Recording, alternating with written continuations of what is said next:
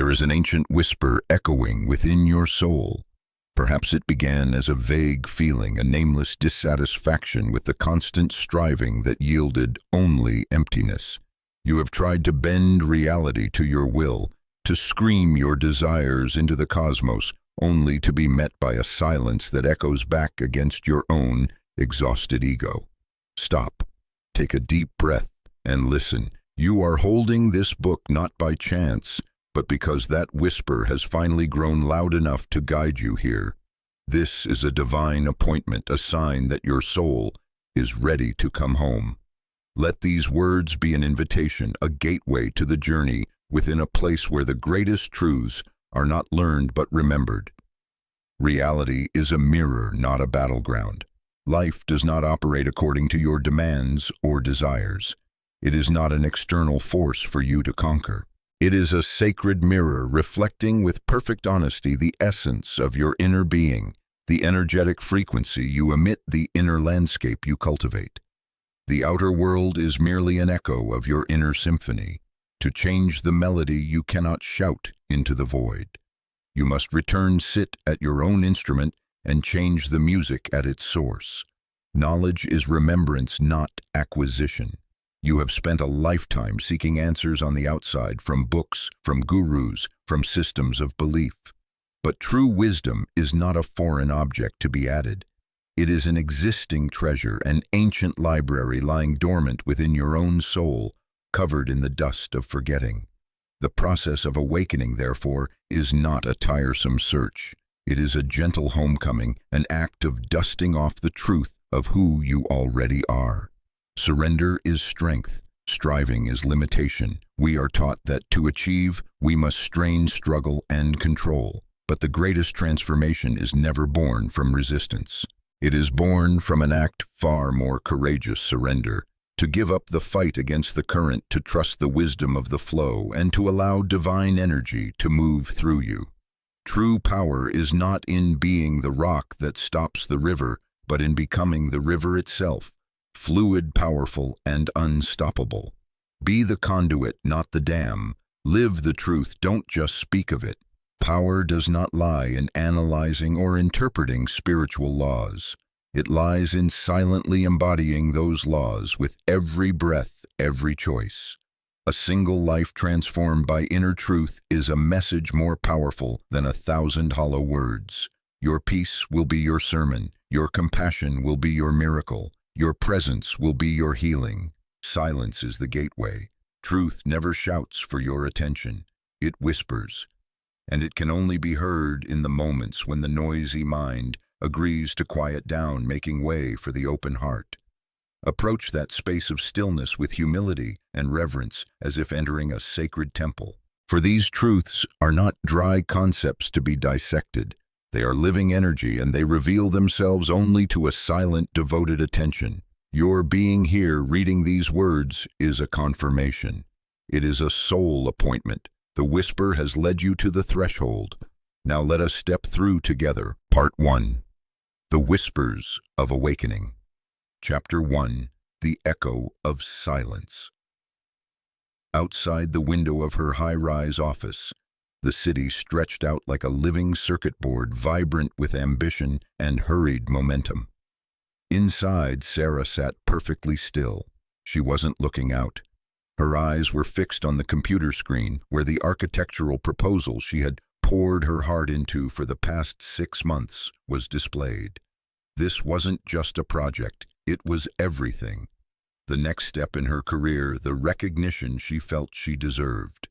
Every morning, Sarah began her day with an unchanging ritual. She would stand before the mirror, look herself in the eye, and recite powerful affirmations aloud. I am a brilliant architect. I attract success and prosperity. This project is mine. She wrote it dozens of times in a fine leather notebook. She visualized herself signing the contract, feeling the thrill of excitement spread through her body. She did everything the self-help books taught. But something was wrong. Beneath the surface of those powerful affirmations and visualizations was an undercurrent of anxiety, a knot in her stomach that never loosened. Every time she said, "This project is mine," A whisper from deep within would echo, "But what if it's not?" Every image of success was shadowed by the ghost of failure. Her effort wasn't a confident flow, but a desperate act of resistance against her fear. She was using her willpower to paddle a boat against the current, and she was exhausted. Weeks went by, and the project remained stalled. The client kept delaying. Her calls went unanswered. The silence from their end was like a mirror reflecting her own inner turmoil. The harder she tried, the more she felt everything slipping through her fingers. One Friday evening, after receiving yet another email postponing a meeting, something inside Sarah broke. She had no energy left to affirm, to visualize, to fight. She turned off her computer, walked to the window, and truly looked out. The sky was turning a deep violet, and the city lights began to twinkle like man-made stars. She didn't try to feel positive. She didn't try to banish her disappointment. She simply stood there, allowing herself to feel it all. The fatigue, the sadness, the emptiness. For the first time in months, she stopped resisting. She let go of the wheel. All right. A gentle thought drifted through her mind, not one of bitter surrender, but of serene acceptance. Whatever happens, happens. In that moment of release, a profound stillness enveloped her. The knot in her stomach seemed to dissolve. That stillness wasn't empty. It was full of a peaceful energy, a wordless trust that everything was okay. She was no longer Sarah the architect, desperately fighting for a project. She simply was, a silent presence observing the breathing city below. That was it. That was the moment the universe heard. Not the affirmations shouted into the mirror, not the desires written in the journal. The universe doesn't communicate in words or thoughts. It communicates in vibration. It didn't hear Sarah's striving. It felt the underlying tension and fear. It felt the resistance. And when she let go, when her state of being shifted from struggling to abiding, the universe felt that shift. The flow had been cleared. The following Monday morning, her phone rang. It was the client. His voice was warm and decisive. The meeting was set. Everything unfolded with surprising ease. Sarah didn't have to push or persuade. She simply presented her work with a quiet confidence, a groundedness that came from within. The contract was signed. The project didn't come to her because she wanted it so intensely. It came when she stopped wanting and simply became a space that allowed it to enter. This is the foundational law, a physical law of creation, as certain as gravity. Your power to shape reality comes not from your intention or desire, but from who you are in the still moment before those things arise. It is your purest state, your signature of stillness. Your role is not to turn on this law, but to stop resisting and align with the flow that is already in motion. Consider Michael, a talented musician trapped in his own silence. He sat at his piano for hours each day trying to force a melody into existence. He told himself, "I have to compose a masterpiece symphony." That pressure was a concrete wall blocking all creative flow. Every note he played sounded forced, lifeless. The silence of the unfinished score mocked him. His state of being was pressure and lack.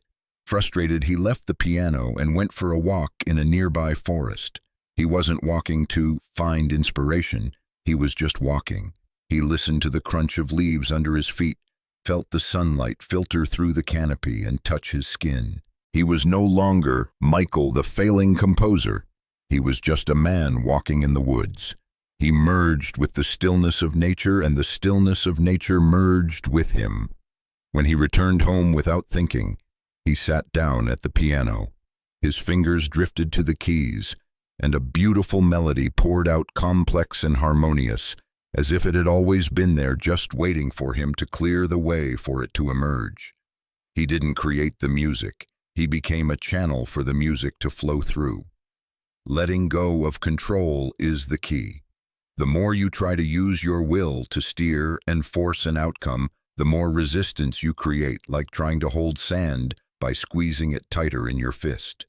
When you release your grip and abide in stillness, life naturally and harmoniously reorganizes itself around you.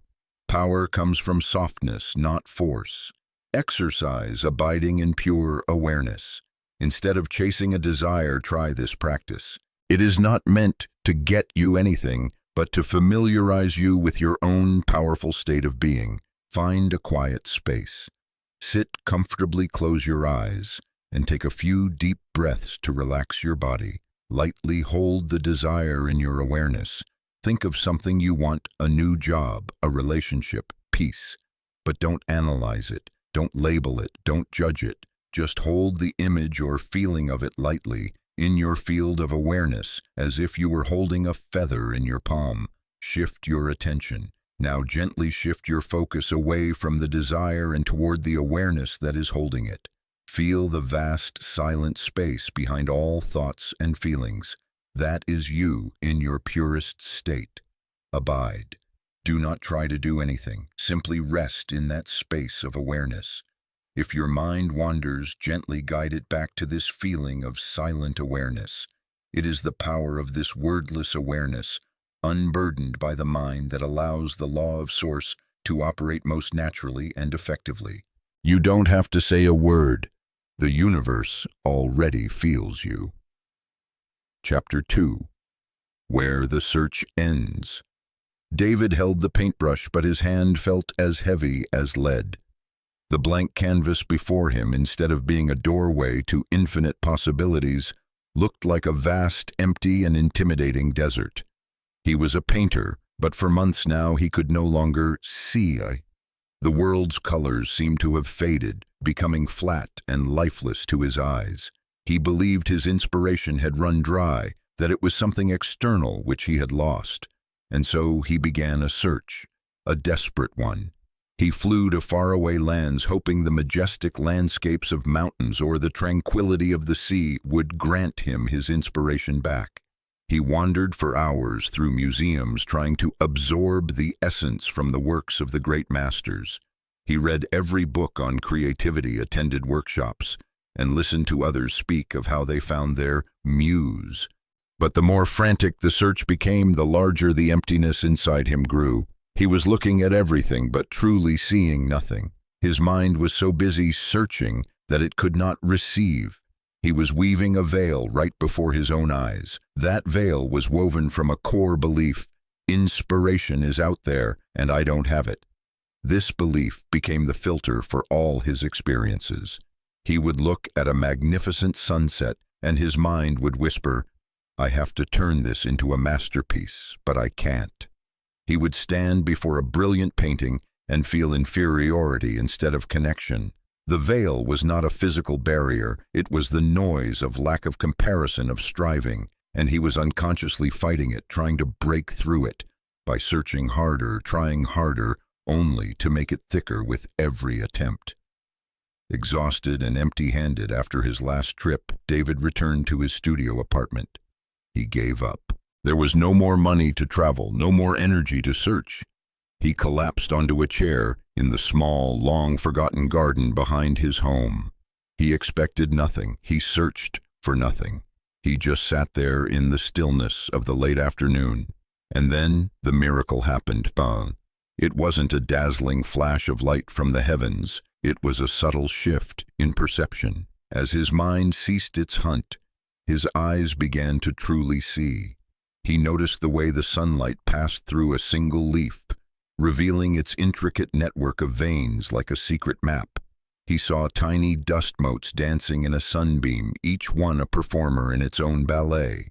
He looked at the old brick wall and for the first time recognized the subtle transition of colors on its surface, from terracotta red to burnt orange, punctuated by streaks of deep green moss. It had always been there. The beauty, the life, the inspiration. It had never left. The only thing that had prevented him from seeing it was the veil he himself had woven from thoughts of lack. In that moment, David had shifted from seeking to seeing, and when he did, the veil itself dissolved. It was an illusion, and an illusion cannot survive without your attention. A gentle urge arose in him, not the pressure to create a masterpiece, but a simple desire to capture the truth of the light on the brick, the aliveness in the leaf. He picked up his paintbrush, and this time it was weightless. The strokes flowed, the colors blended. He was no longer trying to paint. He was allowing the beauty that was always there to reveal itself through him. So it is with the world around you. Nothing is hidden, only perception is veiled. The law of source and its infinite power are always present right before your eyes. You don't need to fight the barrier. You only need to recognize it as an illusion and gently shift your attention elsewhere to the truth that is already here. Emily's story is similar, though the context is entirely different. She longed for love and connection. She believed she was an incomplete puzzle piece and that she needed another person to be made whole. This belief was her veil. She threw herself into the search for the one. Dates, apps, social events. But in every encounter, she wasn't truly present. She was busy evaluating, some comparing, screening. Is this the one? Does he meet all the criteria? She was searching so intently for love that she couldn't see the authentic moments of connection happening all around her. The warm smile from the barista, the friendly chat with a neighbor, the unconditional love from her close friends. She was filtering reality through the lens of lack.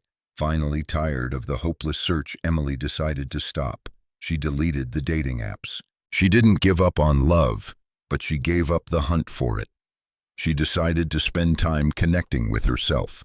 She joined a pottery class, not to meet anyone, but because she loved the feeling of clay in her hands. She started a small herb garden on her balcony, enjoying the pleasure of tending to new life. As she shifted her focus from seeking external validation to noticing the wholeness already within the veil of incompleteness began to thin. She was no longer emitting an energy of neediness, and so naturally people were drawn to the peaceful, self-contained presence she exuded. In her pottery class, a conversation began easily and organically. There was no evaluation, no agenda, just two souls truly seeing each other. A relationship bloomed not as the result of a search, but as the natural reflection of her new inner state. You are already in the flow of the law of source, whether you are conscious of it or not. The only difference is this awareness of it allows you to move harmoniously and intentionally with the current, instead of unconsciously flailing against it. Liberation comes not from effort, but from a shift in perception. Exercise I am not seeking, I am seeing. This practice helps you lift the veil of illusion by shifting from the analytical, searching mind to a state of quiet reception. Choose an object. Pick anything in your line of sight, a cup of tea, your own hand, a tree outside the window. Observe the mind's search. As you look at the object, notice the mind's automatic tendency. It will want to label, that is a cup, judge, it has a crack, or analyze, it's made of ceramic. This is the mind's seeking mode. Affirm the shift. Acknowledge these thoughts without judgment. Then gently, silently affirm to yourself, I am not seeking, I am seeing. Silently receive. With that affirmation as your guide, look at the object again. This time, try not to label or analyze. Simply receive it. Allow it to reveal itself to you. Notice its color, form, and texture as if for the first time. The goal is not to understand the object, but to experience the shift from seeing through the filter of the mind to seeing with pure awareness. This is the first step to seeing the truth that has always been there. Chapter 3. The Journey of Remembrance. James sat in his study surrounded by walls of books. From Roman Stoic philosophy to the classics of the East, from modern psychological analyses to ancient texts, he had read them all. As a history professor, his life was a quest for knowledge, an effort to understand the world through the written word and the legacy of humanity. He could quote sages, analyze empires, and debate lofty concepts. But in the deep quiet of the night when the books were closed, a vast sense of emptiness still enveloped him. He had knowledge, but he did not have peace. He felt like someone trying to assemble an intricate machine without the instruction manual. He had all the parts, but he didn't know how to connect them to create a living, meaningful whole. The enlightenment he read about in books remained an intellectual concept, not an experience of the heart. Lately, he'd been having a recurring dream. In it, he was standing in a colossal library even larger than the one at his university. But when he pulled any book from the shelves, the pages within were all blank, every single one. At the same time, a symbol kept appearing in his mind, both in dreams and waking life, a simple spiral drawn clockwise. It felt strangely familiar, yet despite searching through countless books on symbology, he couldn't find its meaning. This dead end only added to his exhaustion. He was searching for something new, a lost key, a final piece of knowledge to complete the puzzle. He didn't realize he was heading in the wrong direction.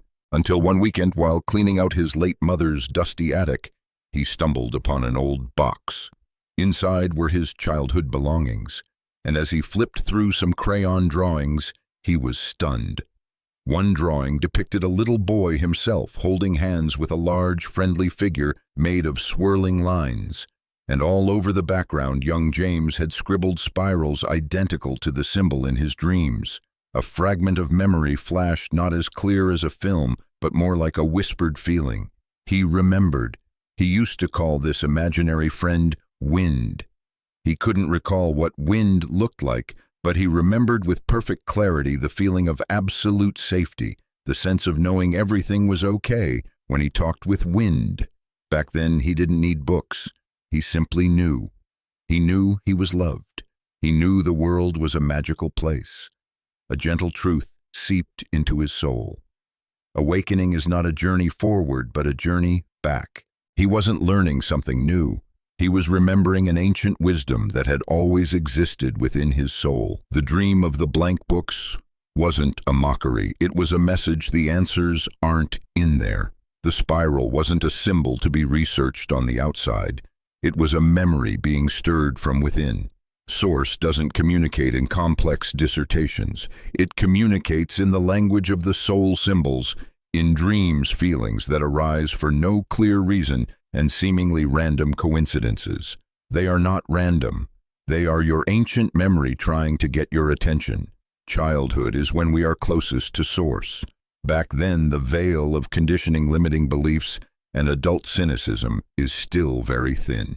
Those imaginary friends, naive thoughts, and nonsensical games, they may very well have been your most direct and pure connection to universal wisdom. Look at the story of Maria, a successful lawyer. She had everything society defines as success: a high-paying job, a luxury apartment, a promising career. But every morning she woke up with a strange urge to leave it all behind. Her rational mind screamed in protest. The pro and con lists she created always showed that staying was the only logical choice. But her body told a different story, a tightness in her chest whenever she entered her office building, an exhaustion that sleep couldn't fix. At the same time, she kept seeing coincidental images of pottery, an ad online, a documentary on TV, a small charming shop on her way to work. These synchronicities were messages, breadcrumbs that Source was leaving to guide her.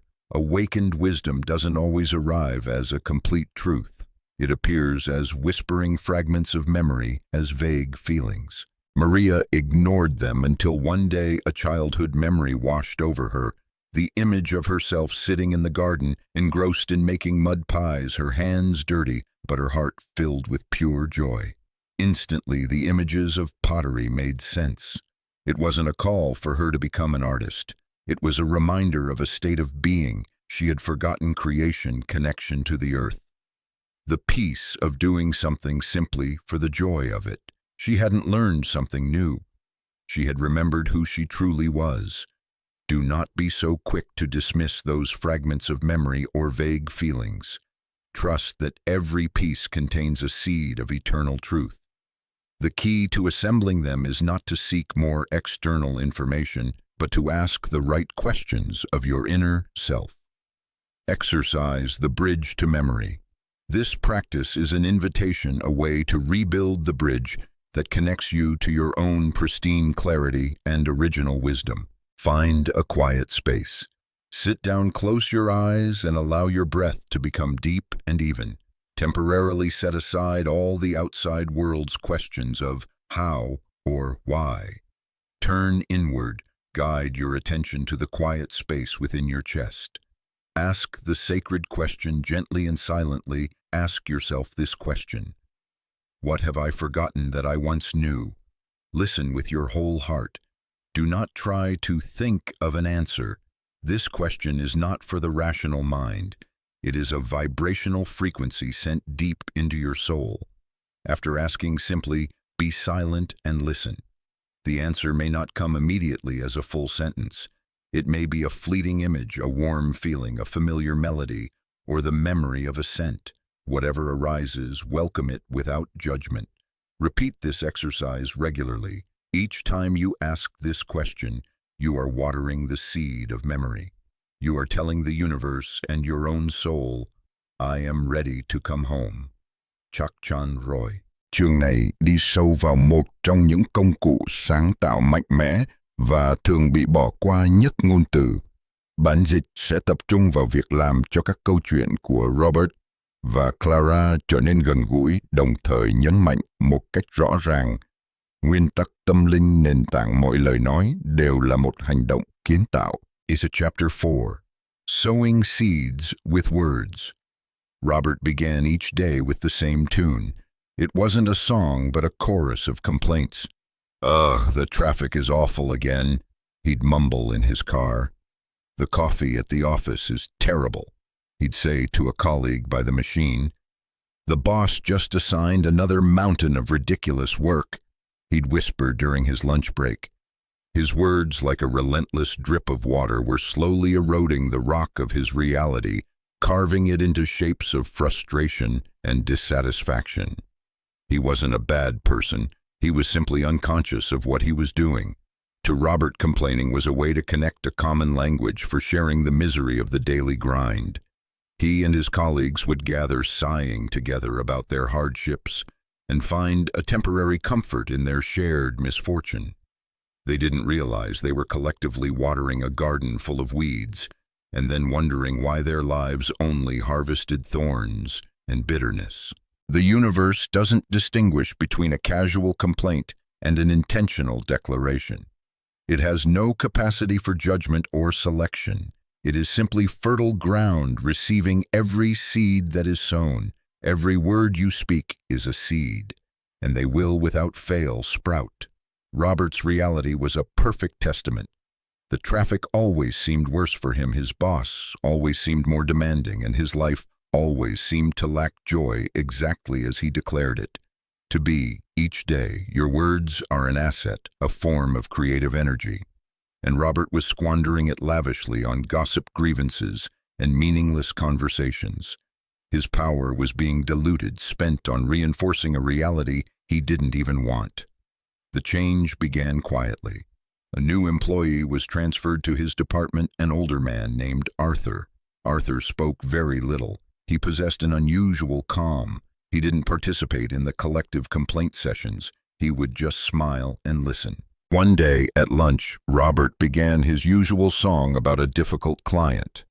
After Robert finished, instead of agreeing, Arthur simply looked at him and said calmly, "He must be under a lot of pressure. I hope things get easier for him soon." That sentence, devoid of judgment, stunned Robert. It was like a clear note ringing out in the middle of a noisy orchestra. For the first time, Robert became aware of what he was saying. He wasn't just describing a situation. He was actively contributing to the negativity surrounding it. From that day on, Robert began an experiment. He decided to practice intentional silence. For one day, he would not complain about anything. If he had nothing good to say, he would choose silence. The first day was excruciating. He realized how deeply ingrained the habit of complaining was. Countless times he had to bite his tongue to keep from uttering a negative comment, but in that forced silence, something miraculous happened. Because he was no longer busy looking for what was wrong, he began to notice what was right. A warm sunbeam through the window, a colleague holding the door for him, the sweetness of a cookie he ate in a hurry. Power is accumulated in silence. Intentional silence isn't an emptiness. It's a process of recharging creative energy. The pause before a word is spoken is where the greatest potential and power reside. Robert was stopping the leak of his energy. By the end of the week, as he stopped sowing negative seeds, his garden began to change. The difficult client suddenly sent a thank you email. His boss clapped him on the shoulder and praised one of his reports. Nothing in the external world had changed. It was his inner world, starting with his choice of words, that had shifted, and reality had to bend to reflect it. Because there are no neutral words. Every word you release is either constructive or destructive. It either promotes growth or decay. There are no exceptions. Consider the case of Clara, a young woman trying to launch a startup. She had a wonderful idea and a burning passion. But when she spoke of her project, her words betrayed her. "I'm trying to build a small brand," she would tell friends, "but it's so hard. I hope it will succeed, but I'm not sure if people will like it." She was planting a seed and immediately pouring boiling water on it with words of doubt. The universe received contradictory commands. As a result, her path was filled with obstacles, an exact reflection of the uncertainty in her language. Then she attended a talk where the speaker emphasized the power of declarative language. The speaker suggested an exercise for 1 week: stop trying and hoping. Instead, speak of your goals as if they were already true. Clara decided to try it. She practiced silence, no longer recounting her difficulties to anyone who didn't need to know. She accumulated that creative energy. And when she had to speak, for instance, to a potential investor, she spoke from a place of cultivated stillness. Instead of "I hope," she stated with conviction, "My brand delivers value and solutions. We are on a growth trajectory." Her words now had weight. They were no longer the thin vapor of hope, but the solid rock of conviction, and people could feel it. The investor who had been hesitant was now won over by her confidence. A key partner appeared. By changing her words, she changed the creative command she sent to the universe. She had learned to speak from stillness. Exercise. Speaking from stillness. This practice helps you experience the true weight and power of your words when they are used intentionally. Accumulate energy. Set aside a period of your day to practice intentional silence. It could be the first 30 minutes after you wake up or during your commute. No talking, no music, no podcasts. Simply be in the silence and feel your energy being conserved, not spent. Choose your affirmation. After this period of silence, choose a single positive and constructive affirmation for your day.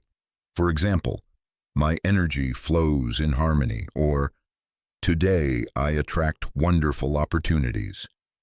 Find the pause. Find a place where you can be alone for a few moments. Take a deep breath. Feel the stillness and the energy you've just accumulated. Release the words. Release your affirmation slowly, clearly, and deliberately. Say it out loud. Feel the vibration of the words in your throat and chest. Feel its weight as it is launched into space.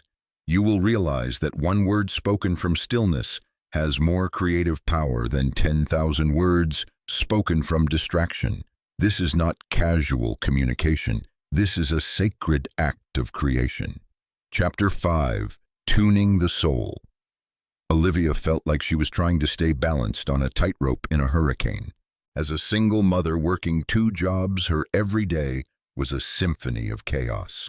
The anxiety over bills, the frustration with her ex-husband, the bone-deep exhaustion, and the boundless love for her children, all of these emotions swirled within her, creating a relentless inner storm. She longed for peace. She prayed for stability. She yearned for a moment of ease. But the reality she experienced was a perfect replica of her inner storm.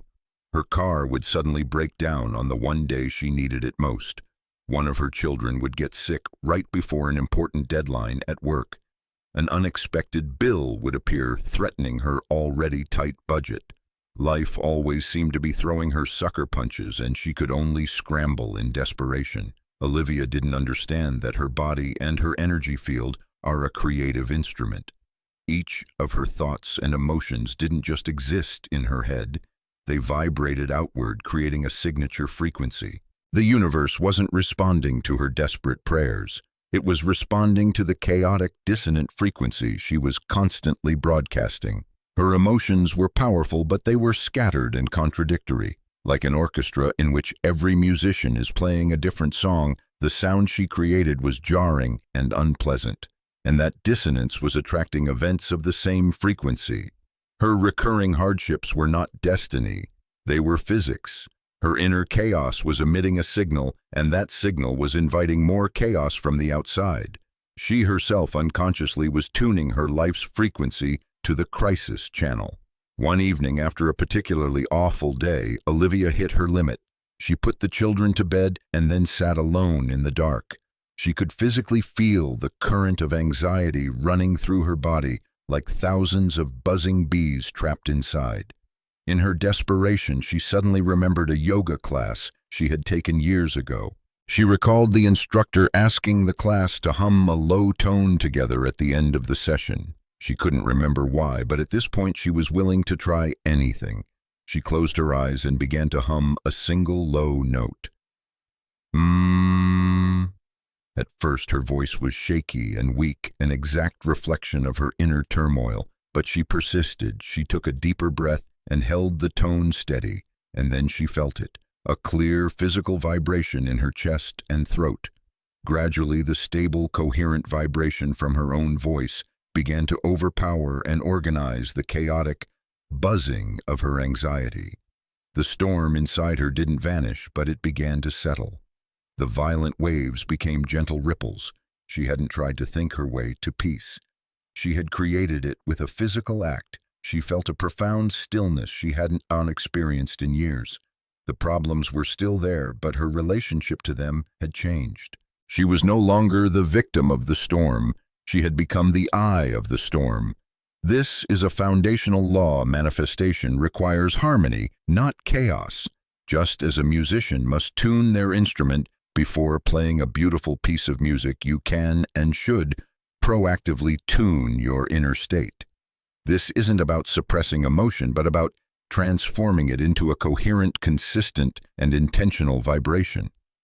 Think of Ben, a public speaker. He was deeply knowledgeable, but always suffered from stage fright. Before every talk, his heart would pound, his thoughts would scatter. He wanted to project confidence, but the frequency he was broadcasting was fear. The audience might not have known why, but they felt that dissonance. His words were technically correct, but they lacked weight, they lacked connection. A voice coach didn't tell him to just be more confident. Instead, he gave him a physical exercise. Before his next talk, instead of pacing and worrying, Ben found a quiet corner. He placed a hand on his chest and began to chant a slow, deep Om. He focused entirely on the physical vibration spreading through his body. This physical act overrode the chaotic frequency of his anxiety. His heart rate slowed, his thoughts became coherent. He walked on stage, not pretending to be calm, but having actually tuned his body into a state of calm. That talk was a resounding success. The audience didn't just hear his words. They felt the clear, harmonious frequency he was emitting. He had learned to tune his instrument. Humming or chanting is a physical method for creating a coherent vibration. It's like dropping a pebble into a still lake, creating perfect concentric circles. Make it a daily ritual to intentionally tune your being, to align yourself with the harmony of the universe. Exercise the daily tuning ritual. This exercise should be performed daily, especially in the morning or before stressful situations, to proactively set your frequency. Find a comfortable position.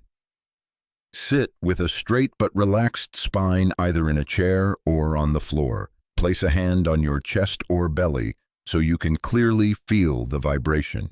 Breathe deeply. Close your eyes. Inhale deeply through your nose, feeling your belly and chest expand. Exhale slowly through your mouth to release any initial tension. Repeat 3 times. Create the tone. Inhale deeply one more time. As you exhale, create a long, low, and steady hum. It can be the sound like Olivia or the chant like Ben. Don't strain. Find a pitch that feels most comfortable for you. Focus on the vibration. Direct your full attention to the physical sensation of the vibration inside your body, in your chest, throat, and even in your jaw and sinuses. Visualize this vibration like a tuning fork, recalibrating the millions of cells in your body, bringing them from a state of chaos into a single harmonious rhythm. Repeat. Continue for about 2 to 5 minutes. With each new hum, do it with the intention of tuning yourself. Listen to the stillness. When you finish, sit in silence for 1 minute. Notice the shift in your energy field. Feel the stillness, the coherence, the peace. You have just finished tuning the most sacred instrument, yourself. Chapter 6. The Symphony of Alignment.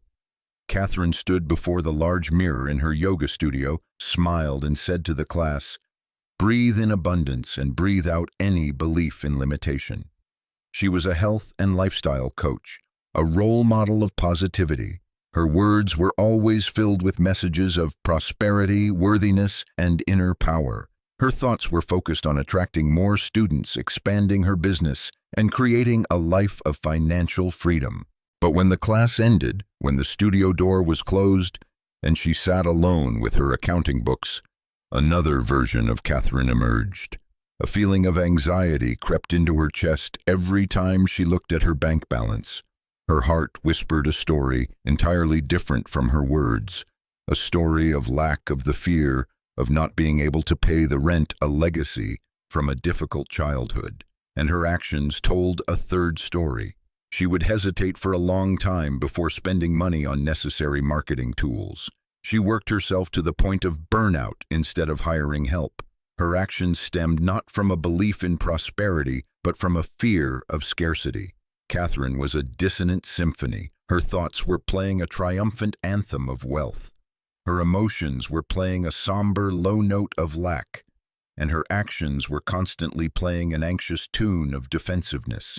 She was sending 3 completely contradictory signals to the universe. And the universe, with absolute precision, sent back a contradictory reality.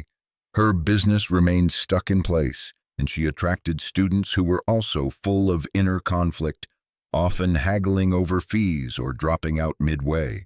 This is the greatest barrier and the deepest secret of manifestation. The universe doesn't just hear the thoughts or desires you declare. It feels your total truth, the unified resonance of your thoughts, emotions, and actions. The power of manifestation is only unleashed when there is a sacred alignment, when what you want thought, what you believe is possible emotion, and how you live action all flow in a single unified direction. One evening, after reading a spiritual book, a simple but piercing question popped into Catherine's mind. Am I living as if the things I teach are true? It was a moment of brutally honest internal audit. The answer was no. She realized that her emotions and actions were forming a prayer for lack, and that prayer was far more powerful than the hollow affirmations she spoke. She decided she had to change. She knew she couldn't just think her way out of the feeling of lack. She needed a unifying action. After days of consideration, she did something her old self would never have dared to do. She took a portion of her savings and enrolled in an expensive advanced course with a master in her field. It wasn't a reckless act, it was a declaration. That action said, I believe in my value. I am worthy of investment. I believe in the future of this business. That action became a dominant note, pulling her emotions and thoughts into alignment with it. The fear didn't vanish instantly, but it was now overshadowed by a new sense of empowerment and trust.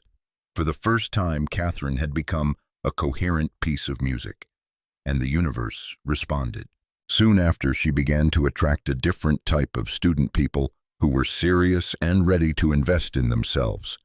A lucrative partnership opportunity she had never imagined came to her. She didn't receive prosperity. She became prosperity, and reality simply reflected that back to her. The most effective prayer is not a plea from a place of lack. It is a calm acknowledgement of a truth. that already exists within. It is broadcast from a state of alignment. Think of Mark, who always wanted a loving, trusting relationship. His thoughts were clear, but his emotions were dominated by the fear of being hurt from past relationships, and his actions were to keep his distance, avoid intimacy, and sabotage potential connections. His thoughts said, "Come closer," but his emotions and actions screamed, "Stay away." He could only attract relationships that mirrored that conflict. It wasn't until he conducted his own internal audit and began taking small actions of trust, like sharing more openly with friends, that his symphony began to change. So before you ask the universe for anything, do the most important work. First, tune your own instrument.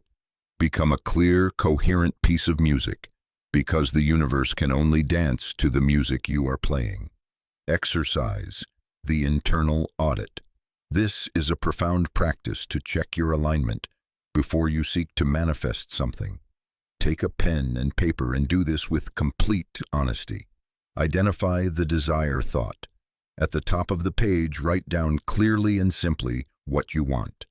Example, I want a creative and fulfilling job. This is the note of your thought. Check your emotions. The heart, close your eyes. Read your desire out loud. Now scan your body and feel. What is the true feeling? Is it excitement, belief, and openness, or is it a knot in your stomach? Doubt, a heaviness in your chest, unworthiness, or anxiety? Be brutally honest. Rate the alignment of your emotion with your thought on a scale of 1 total contradiction to 10 perfect alignment. Check your actions. The hands now open your eyes and look back at the past week. What story did your daily actions tell? Did you spend time searching for or learning skills for that job? Or did you spend most of your time complaining about your current one? Are the ways you speak and use your time and energy building a bridge to that desire or digging a moat to keep it away? Rate the alignment of your actions with your thought on a scale of 1 to 10. The unifying action. Look at your scores. If there's a large show, e.g., thought 9, emotion 4, action 3.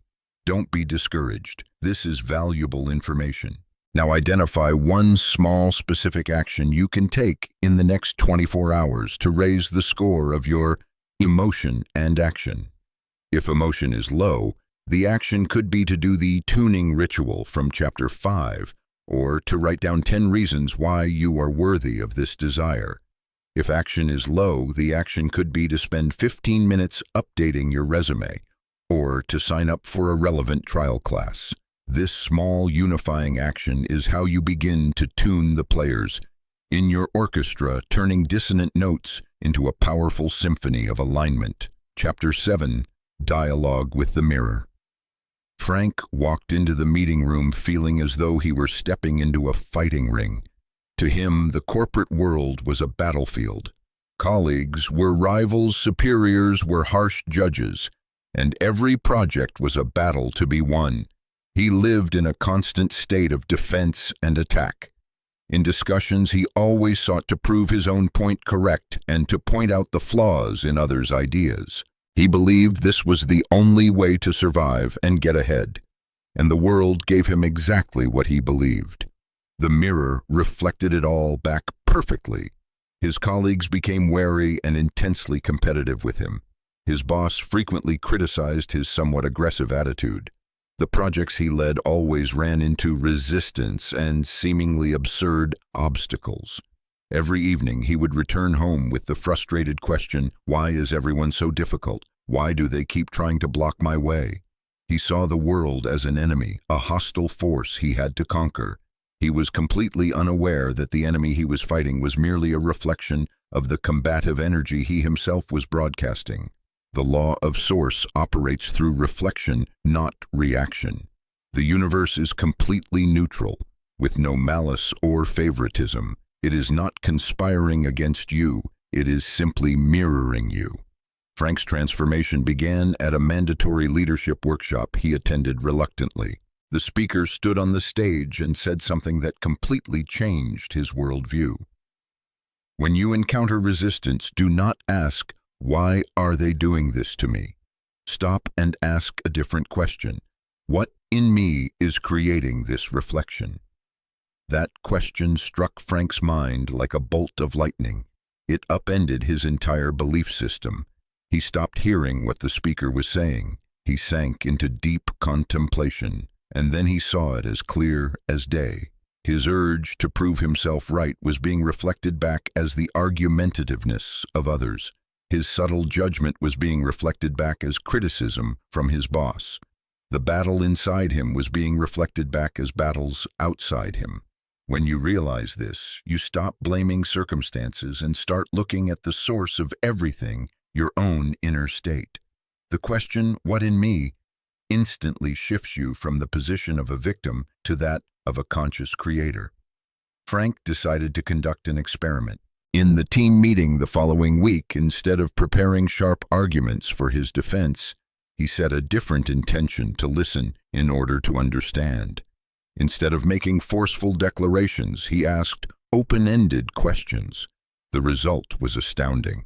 When they no longer felt attacked, his colleagues began to open up. The energy in the room shifted from confrontation to collaboration. The person who had once most fiercely opposed his idea now offered a constructive suggestion. The resistance he used to see had vanished. He hadn't changed them. He had changed the image he was sending into the mirror. Life doesn't happen to you. It happens through you. Every event, every encounter is a personalized message, an opportunity for you to look in the mirror and see yourself clearly. Susan's story is another more subtle example. She always felt invisible in her own family. Her husband never seemed to listen, and her children always dismissed her opinions. She often lamented to her friends, "Why doesn't anyone respect my opinion?" After being introduced to the idea of the reflective mirror, she began to ask a different question. What in me is creating this reflection of not being heard? The answer was painful. She realized that she was the first person who didn't listen to herself. She always pushed aside her own need for rest to please others. She always assumed her own opinions weren't important enough to voice. She had made herself invisible to herself first. From then on, her practice changed. She began to listen to her body resting when she was tired. She began to state her opinions calmly, not to seek approval, but simply because they were her truth. She began to treat herself as a person of value, and the mirror reflected it back. Her husband, noticing her newfound confidence, began to ask for her opinion more often. Her children, seeing her respect her own boundaries, began to do the same. The outer world began to listen when she truly started listening to the inner world. Learn to read your mirror every day. It is the most powerful and honest feedback tool you have on your journey of awakening. Exercise the mirror journal. This is a daily reflective practice to help you master the language of reflection and shift your perception from victim to creator. Prepare at the end of each day, spend 5 to 10 quiet minutes with a notebook. Recall. Think of one event or interaction from the day that evoked a strong emotion in you, whether positive or negative. It could be a criticism, a delay, a compliment, an argument, or an unexpected act of help. Shift the question. Instead of getting stuck analyzing the other person's actions, why did they say that? Write down and answer this core question. What about my inner state today? Was this event reflecting? Find the connection, honestly search for the link. Negative example. The other driver aggressively cutting me off reflected the rushed and stressed state I'd been in all morning. Positive example. The stranger smiling and holding the door for me reflected the feeling of openness and peace I had after my meditation. Acknowledge the lesson end. Your entry by completing this sentence, today life's mirror has taught me that. Examples. When I am rushed and stressed, I attract more chaos. Or, when I am in a state of peace, the world responds with kindness.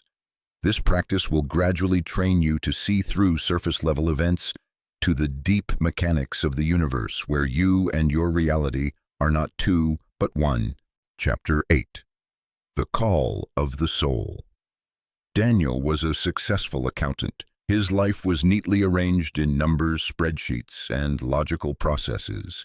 He had a beautiful house, a loving family, and a stable career that many would dream of. But deep inside, another melody was always playing, a call he had tried to ignore for 20 years. It was the scent of freshly sawn pine, the rough texture of bark beneath his fingertips, the image of a piece of furniture born from his own 2 hands. Daniel, secretly and persistently, had always longed to be a carpenter. He had interrogated and judged this desire mercilessly.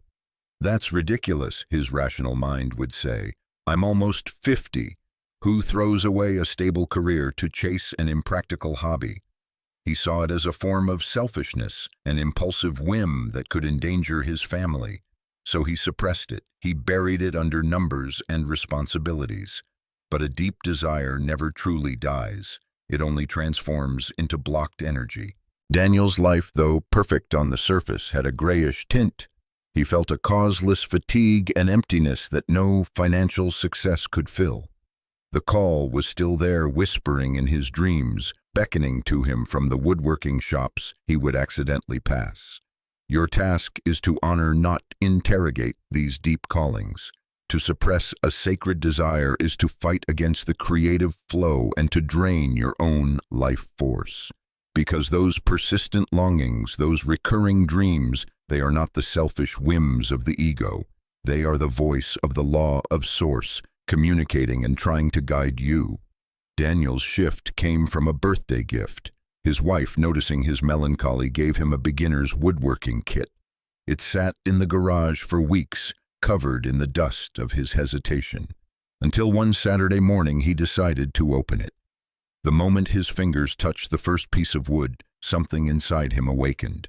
That feeling was more real than any balance sheet he had ever prepared, and along with the joy came a wave of fear. What if I really do this? How will my life change? That fear is not a stop sign. On the contrary, it is a good sign. A truly important and meaningful desire often brings a feeling of both excitement and fear. That fear shows that you are standing on the threshold of your own growth and expansion. Daniel realized an important truth: the desire to be a carpenter wasn't his. It was the universe's potential for creativity, craftsmanship, and natural beauty-seeking expression, and it had chosen him as its channel. To honor his desire was to honor the creativity of the universe. He didn't quit his job immediately. He began by honoring the call.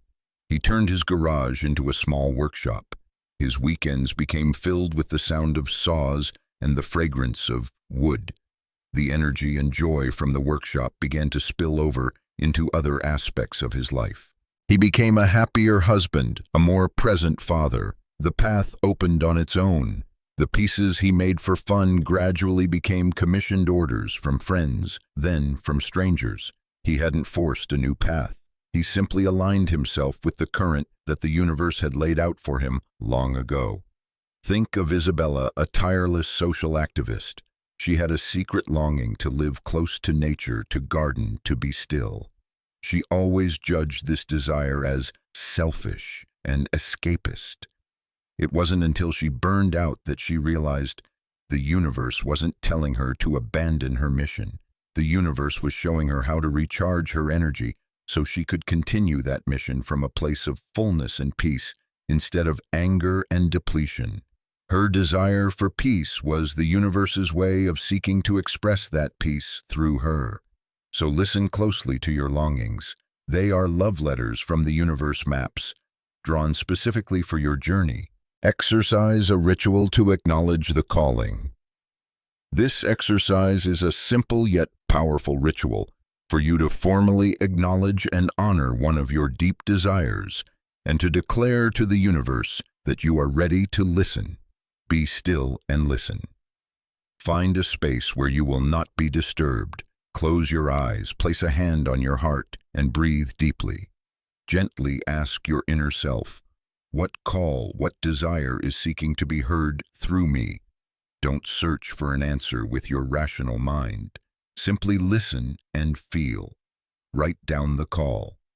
When a desire emerges clearly, no matter how large or small, logical or illogical it may seem, take a small piece of paper and write it down. Write it with reverence as if you were transcribing a sacred message. For example, to be a healer, to write a book, or to live a more peaceful life. Whisper the acknowledgement. Hold the paper in your cupped hands. Bring it close to your heart or your lips. Whisper to it with all your sincerity. You might say, I hear you, I see you, I honor you, thank you for choosing me. Feel a connection, a formal recognition between you and this calling. Release with trust. Find a safe, fireproof place such as a ceramic or metal bowl. Carefully set fire to the piece of paper. As the flame rises, watch it with the understanding that you are not destroying the desire. You are releasing its energetic essence into the universe. You are shifting the request from a physical form to pure energy, trusting that the law of source has received your message. Walk in trust. After the ritual is complete, take a deep breath. Your job is not to immediately figure out the how. Your job is to walk forward with a newfound trust, keeping an open heart and open eyes for the doors, the people, and the opportunities the universe will now begin to send to guide you. You have answered the call. Now allow the journey to begin. Chapter 9. The Gatekeeper, named Doubt. Elena, a biologist, had always lived in a world of empirical evidence and verifiable facts. Her beliefs were built on the solid foundation of logic and the scientific method. But a few months ago, during a solo hike in the mountains, she had an experience that transcended words. In a moment of absolute stillness, she felt the boundary between herself and the surrounding forest dissolve.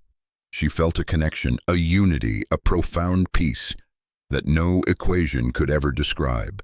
That experience shook her world.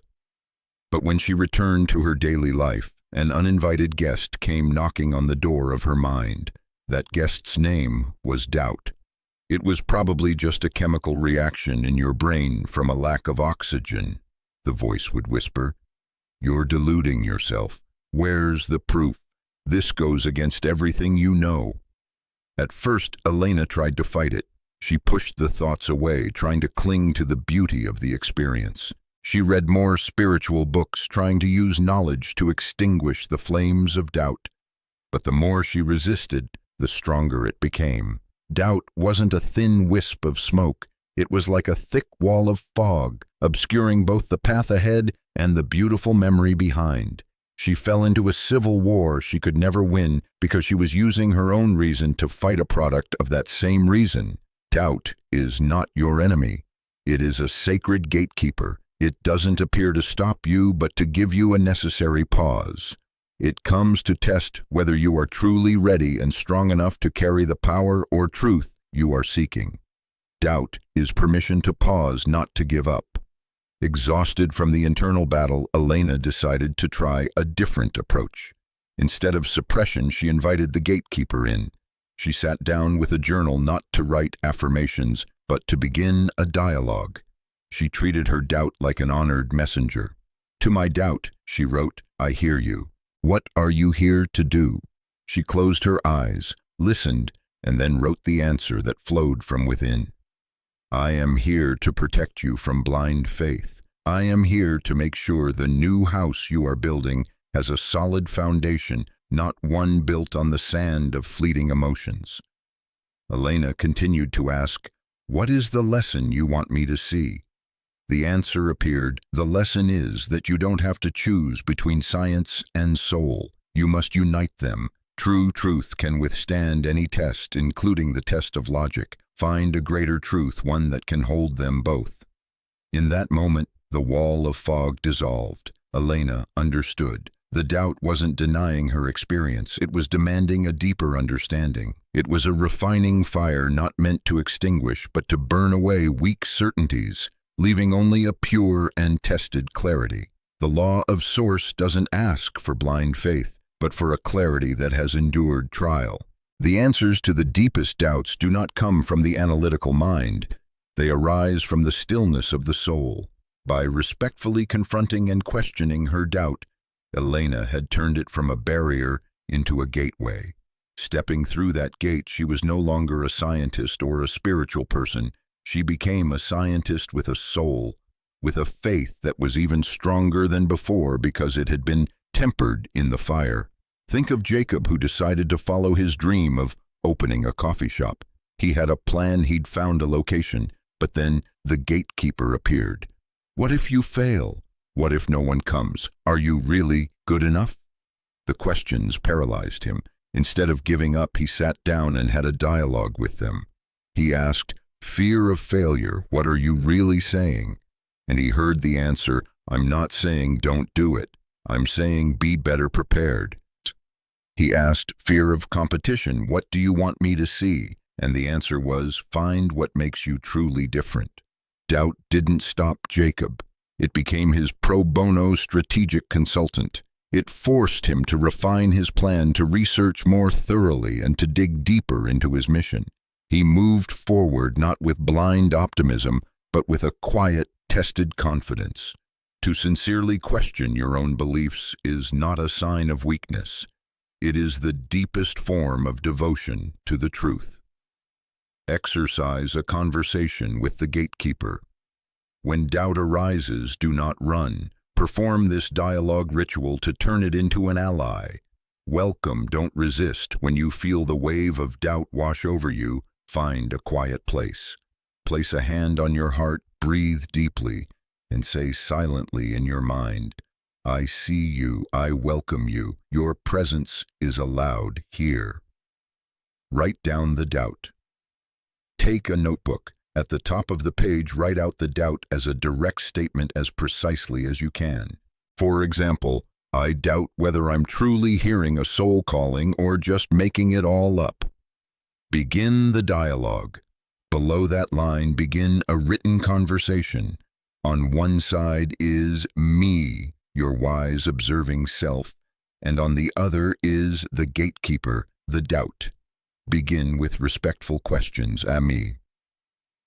Dear gatekeeper, thank you for showing up. What is your highest purpose for being here right now? Me, what are you trying to protect me from? Me, what is the core lesson you want me to truly understand? Listen without judgment. Allow the answers to flow onto the page. Do not try to censor or edit them. The answer might be short, an image, or a feeling. Just write down whatever appears. Trust the wisdom hidden behind that voice. Find the gate. After the dialogue settles, read the whole thing back. Look for the true message. The gatekeeper never says give up. The gatekeeper always points to a gate. That gate might be seek more clarity, act with integrity, or trust your own value. Recognizing that gate and stepping through it is the next action on your path. Chapter 10. The Sanctuary of Silence. Amelia lived in a world of noise.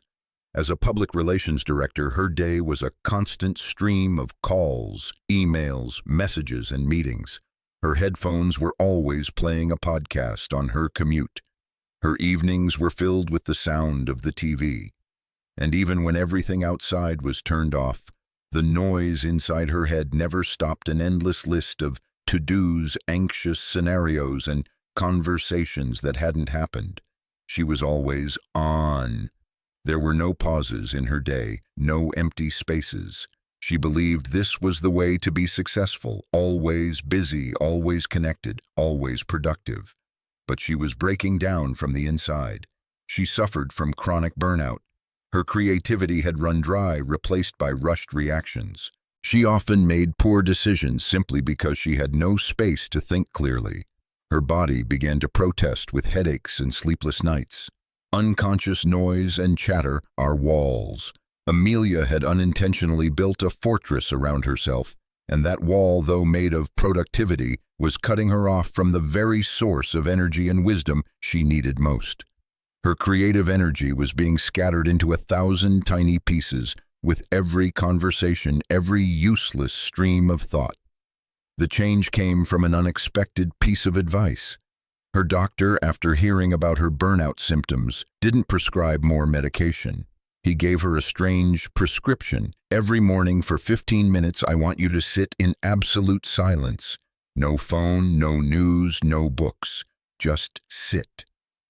The first few days were torture. To Amelia, the silence was louder than the traffic. With nothing to distract her, the chaotic stream of thoughts in her head seemed to scream. She had to face head-on the very chaos she had been using noise to run away from, but she persisted. Around the 5th day, something miraculous happened. The storm in her head began to subside, and then for a brief moment it stopped completely. For the first time in years, she experienced a true thoughtless pause. In that pause, she felt a peace so deep and full, a feeling more replenishing than any vacation. She suddenly realized, silence is not emptiness. It is a potent presence. It is not an absence, but the fertile ground where all manifestation is born. From then on, Amelia began to crave her daily sanctuary. In that stillness, elegant and simple solutions to complex work problems began to arise on their own. Her intuition, which had been muted by the noise, could now speak. She felt connected to herself again. As she stopped scattering her energy, that energy began to gather, becoming a pure creative force. The universe communicates in stillness. When you stop trying to fill every moment, you create the space to hear its subtle language flashes of intuition, meaningful coincidences, and direct wordless insight. Think of Leo, who was going through a painful divorce. His reaction was to fill his life with social gatherings, parties, and working late. He did everything he could to avoid being alone with his pain, but the pain didn't disappear. It just festered and pulsed beneath the surface of the noise. He became irritable and sleepless. He was using distraction to build a wall between himself and his own healing process. One weekend he went fishing alone at a remote lake. As the sun rose in the near-perfect stillness of the lake, the wall of noise collapsed. The pain he had been running from for so long rose to the surface. He sat there and wept a cathartic cry that released everything he had bottled up. And in the deep silence that followed that rain of tears, he felt an immense relief. He realized that silence didn't cause the pain. It simply created a safe space for the pain to be felt, acknowledged, and finally healed. The silence didn't just heal Leo, it opened a channel of communication. In the still moments that followed, he began to receive gentle guidance about the path ahead. He knew what he needed to do next, not because someone told him, but because he was finally quiet enough to listen. Proactively create a sanctuary of silence every day. It is not wasted time. It is the moment you become an empty vessel ready for the wisdom of the universe to flow in and heal you. Exercise building your inner sanctuary. This is a foundational practice to reconnect you with the power of silence. Treat it as the most important appointment of your day. Schedule the silence. Choose a fixed time each day. Start with just 5 or 10 minutes.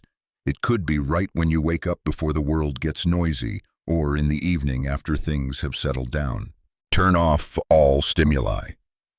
During your chosen time, commit to turning everything off. Put your phone on airplane mode and leave it in another room. Turn off the TV, computer, and radio. No books, no music. This is your private appointment with stillness. Simply sit. Find a comfortable spot and sit down. You don't need to try to meditate according to any complex technique. Your goal is not to stop your thoughts. Your goal is simply to be present in the silence. Observe, don't interfere.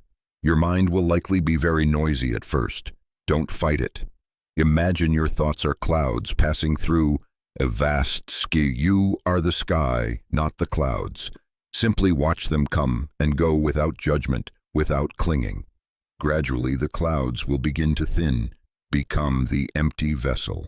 When your time is up, sit for 1 moment longer. Feel the difference in your energy. Feel the space inside you. Imagine you have just spent this time cleaning and emptying your vessel.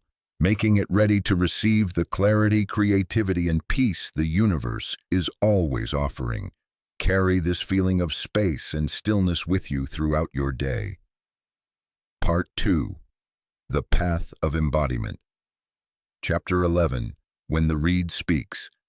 Marcus stood on the stage of a nearly empty auditorium and bellowed affirmations. He was a motivational speaker, a teacher of the power of mindset. He was trying to organize the biggest seminar of his career, and he was using all the tools he taught others. I, Marcus, am a magnet for success. This auditorium will be filled. I command prosperity to flow to this event. He spoke these words with all the force of his will. But something was wrong. Though his words were powerful, the energy behind them was one of striving and control. It was his ego craving success, trying to bend reality to its will. He was acting as an originator, not a channel. As a result, he was met with resistance. Ticket sales were slow. Major sponsors pulled out one by one. The harder he pushed, the harder reality seemed to push back. His words were loud, but their vibrational quality was low because they came from a mind that was struggling. Facing the risk of failure, Marcus felt broken and humbled. One morning, instead of continuing the cycle of forceful calls and affirmations, he just sat down in his quiet office. He didn't try to do anything. He surrendered. He gave up the need for this to be his success. In that silence, he asked a completely different question. What energy is seeking to be expressed through me here? He didn't search for an answer. He just listened in the deep stillness. And then a phrase arose, not from his mind, but seemingly from the space around him. It was simple, pure, and held no trace of ego. Let the healing happen. That was it. That was the difference. This phrase didn't come from Marcus. It came through Marcus. He had become a hollow reed. From that day on, he stopped bellowing affirmations. Each morning, he would sit in stillness and gently whisper or simply feel the phrase, "Let the healing happen." He was no longer trying to control the outcome. He was simply holding a space for a higher purpose. And then the miracles began. A popular blogger unexpectedly wrote a profound review of one of his old books, causing ticket sales to spike. A sponsor who had pulled out suddenly called back, saying they had a feeling they should be involved. The seminar was ultimately a brilliant success, not because of Marcus's will, but because he had learned to step aside and let a greater current flow through. A single one of his words, aligned with source, had more power than 1,000 affirmations from the ego. Your words don't just describe the world, they can command it. When spoken from a pure, egoless state, words become the language of manifestation. The purity of your intention is the source of your power. Think of Grace, a mother whose young son was often sick and anxious. Initially, she would say things like, "I hope you don't get sick." But those words were spoken from fear, and they only reinforced the energy of illness. Later, she learned a different way. Every night after her son had fallen fast asleep, she would sit quietly by his bed. She didn't plead or demand. She simply entered a state of profound love and stillness. From that space, she would gently place a hand on her son's chest and whisper a single word, "Peace." Just that one word. But it was spoken from a deep silence.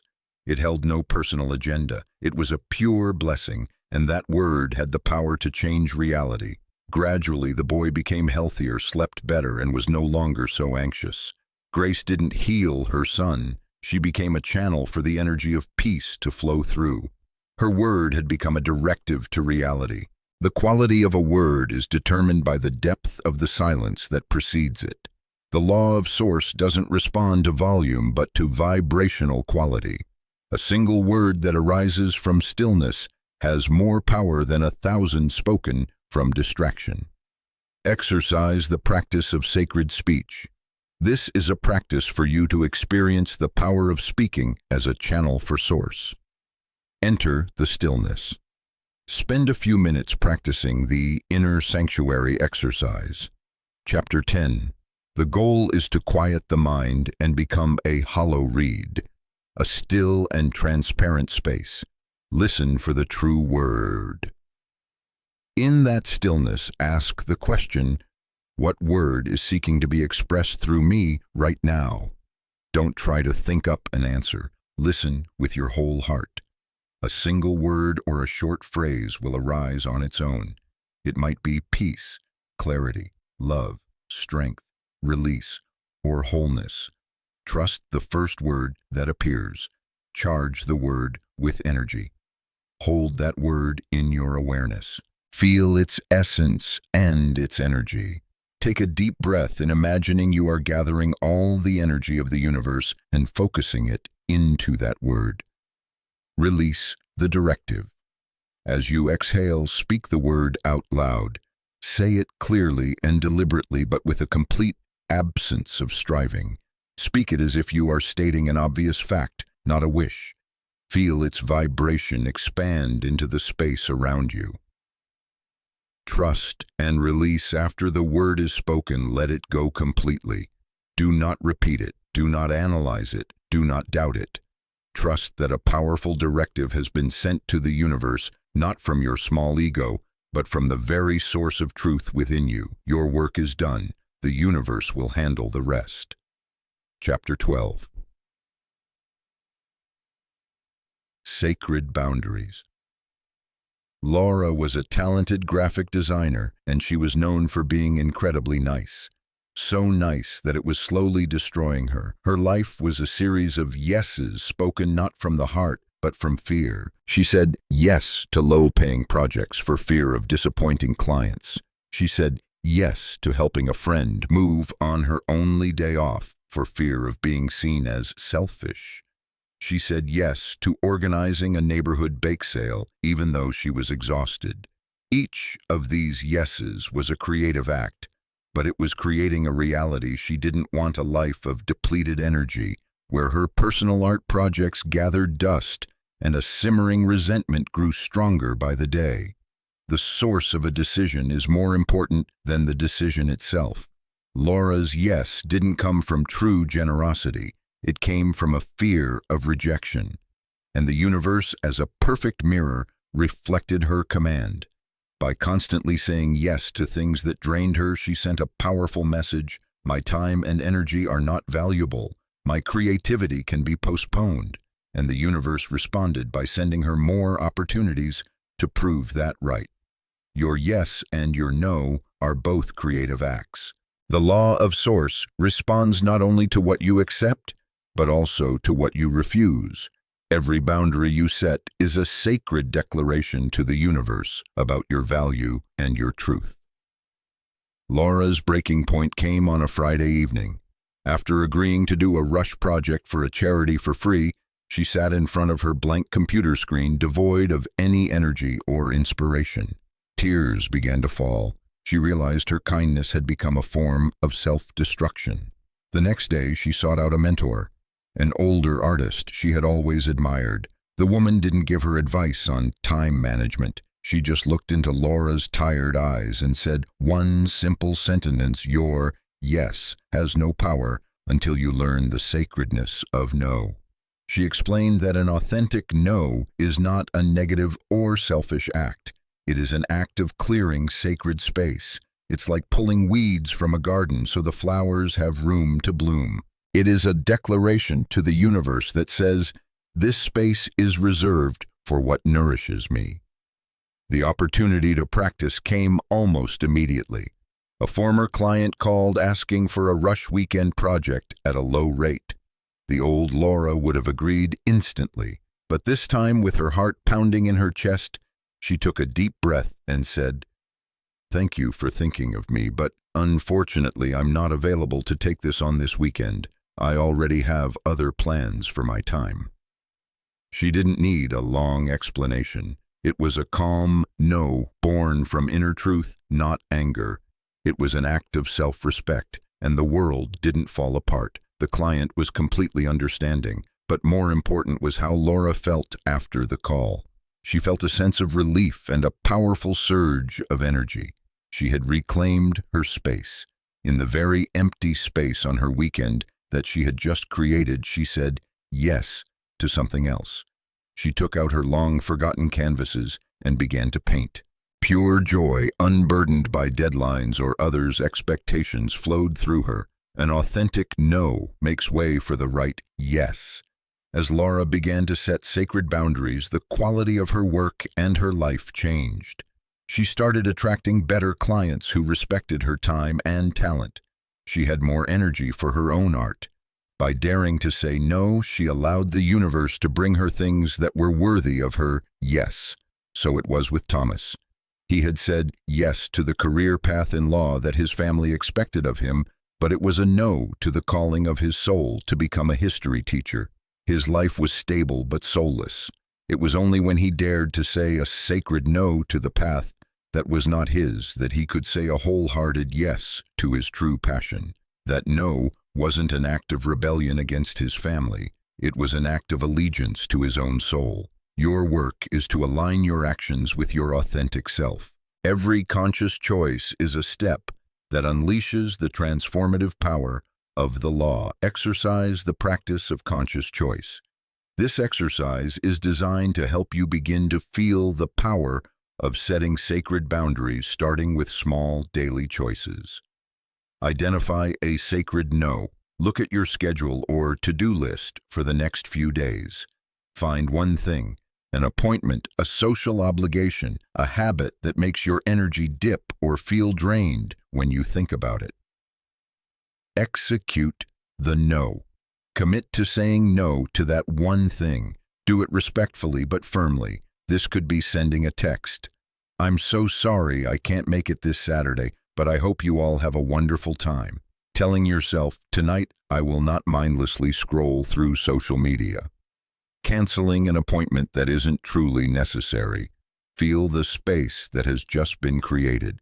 Activate a sacred yes. Immediately decide what you will do with the time and energy you have just freed up. Proactively say yes to something your soul truly craves, no matter how small. For example, I will use these 30 minutes to read the book I love. I will take a walk in the park and do nothing.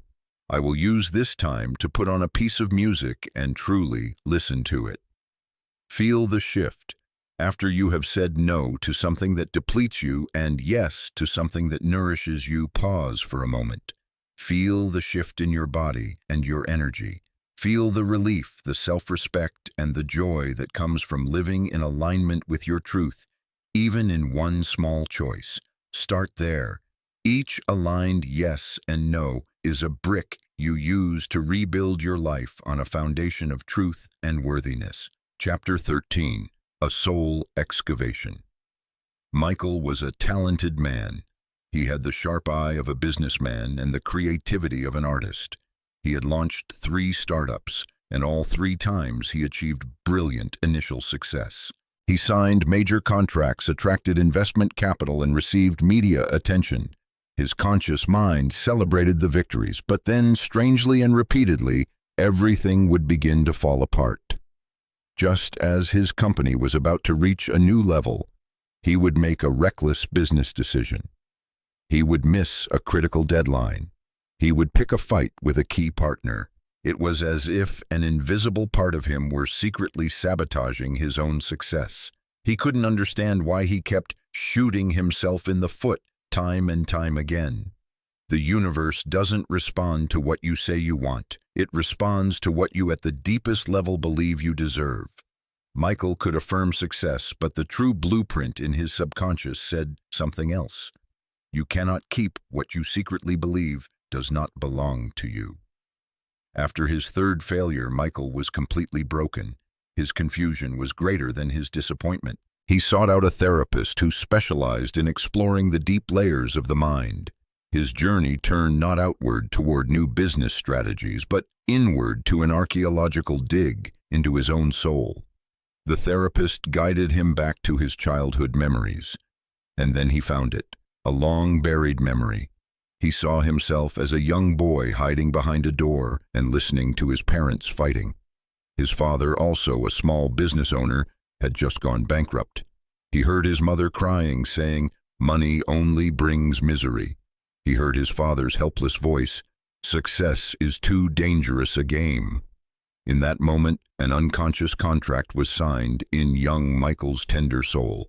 That contract's terms were success equals danger, success equal pain for the family. That contract became the secret blueprint for his life. To protect him from danger and misery, his subconscious, with absolute loyalty, had ensured he would never become too successful. The light of awareness is the only thing that can dissolve the shadows. These limiting beliefs are not enemies to be fought. They only exist in the darkness of the unconscious. Your task is to become an archaeologist of the mind, bravely shining the light of your attention on them without judgment. Michael wasn't angry at the belief. He felt a deep compassion for the little boy who had created it for self-preservation. He understood that at the time the belief had a purpose. It had tried to keep him safe. He needed to treat it as an old guest, not an invader. In one therapy session, he performed a release ritual. He visualized the frightened little boy embraced him and thanked him for always trying to protect him. He told the boy, "I'm grown up now. I am safe. I can handle success. Our old contract is now complete." He felt a powerful energetic shift, as if an invisible weight had been lifted from his shoulders. After that, his pattern was broken. His next business grew sustainably. When success came, he received it with a sense of worthiness and peace. The old protector had been allowed to rest. Chloe's story was similar. She longed for a deep love, but only attracted men who were unavailable for commitment. Her soul excavation showed her the unconscious contract she had signed after witnessing her parents' painful divorce. Real love always ends in abandonment. To protect herself from that pain, her subconscious only allowed her to get close to people where abandonment was a foregone conclusion, so she would never have to truly risk her heart. Only when she used the light of awareness and compassion to release that old contract could she open herself to a true and lasting love. Approach your shadows with compassion. They are only the wounded parts of you that need to be seen and healed. Exercise excavating and releasing old contracts. This is a profound practice for you to conduct your own soul excavation. Do this when you have a quiet and safe space.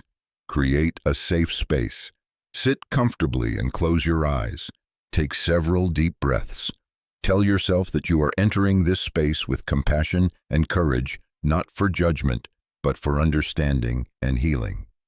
Ask the excavating question. Place a hand on your heart.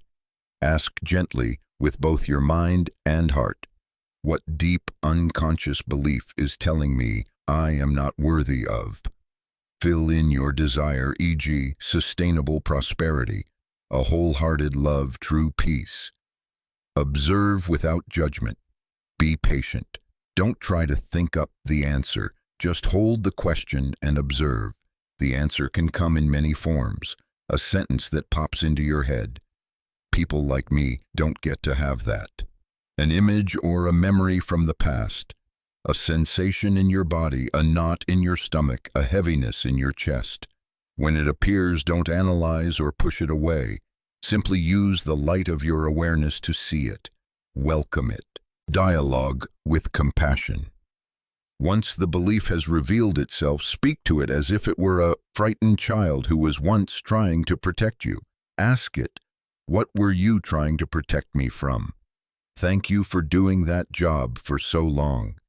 Feel a genuine gratitude for its original purpose. Declare the release.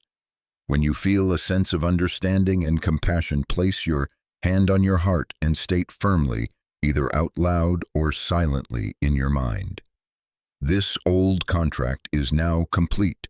With love and deep gratitude for its lessons, I now release this belief. I now choose a new truth. I am safe. I am worthy." Take a deep breath, feeling the energy shift.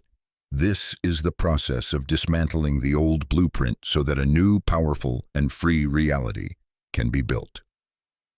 Chapter 14. The Frequency of Abundance. Richard was a financial expert. He knew every rule of investing, every strategy for wealth accumulation. He worked 16 hours a day relentlessly with an iron will. The number in his bank account grew larger and larger, but one thing did not grow with it: his feeling of wealth. He lived in a constant state of anxiety. What if the market crashes? What if I lose this major client? He checked his investment portfolio obsessively at night and on vacations. His motivation wasn't creative joy, it was fear. The fear of returning to the scarcity of his childhood. He was trying to outrun the ghost of poverty through sheer hard work.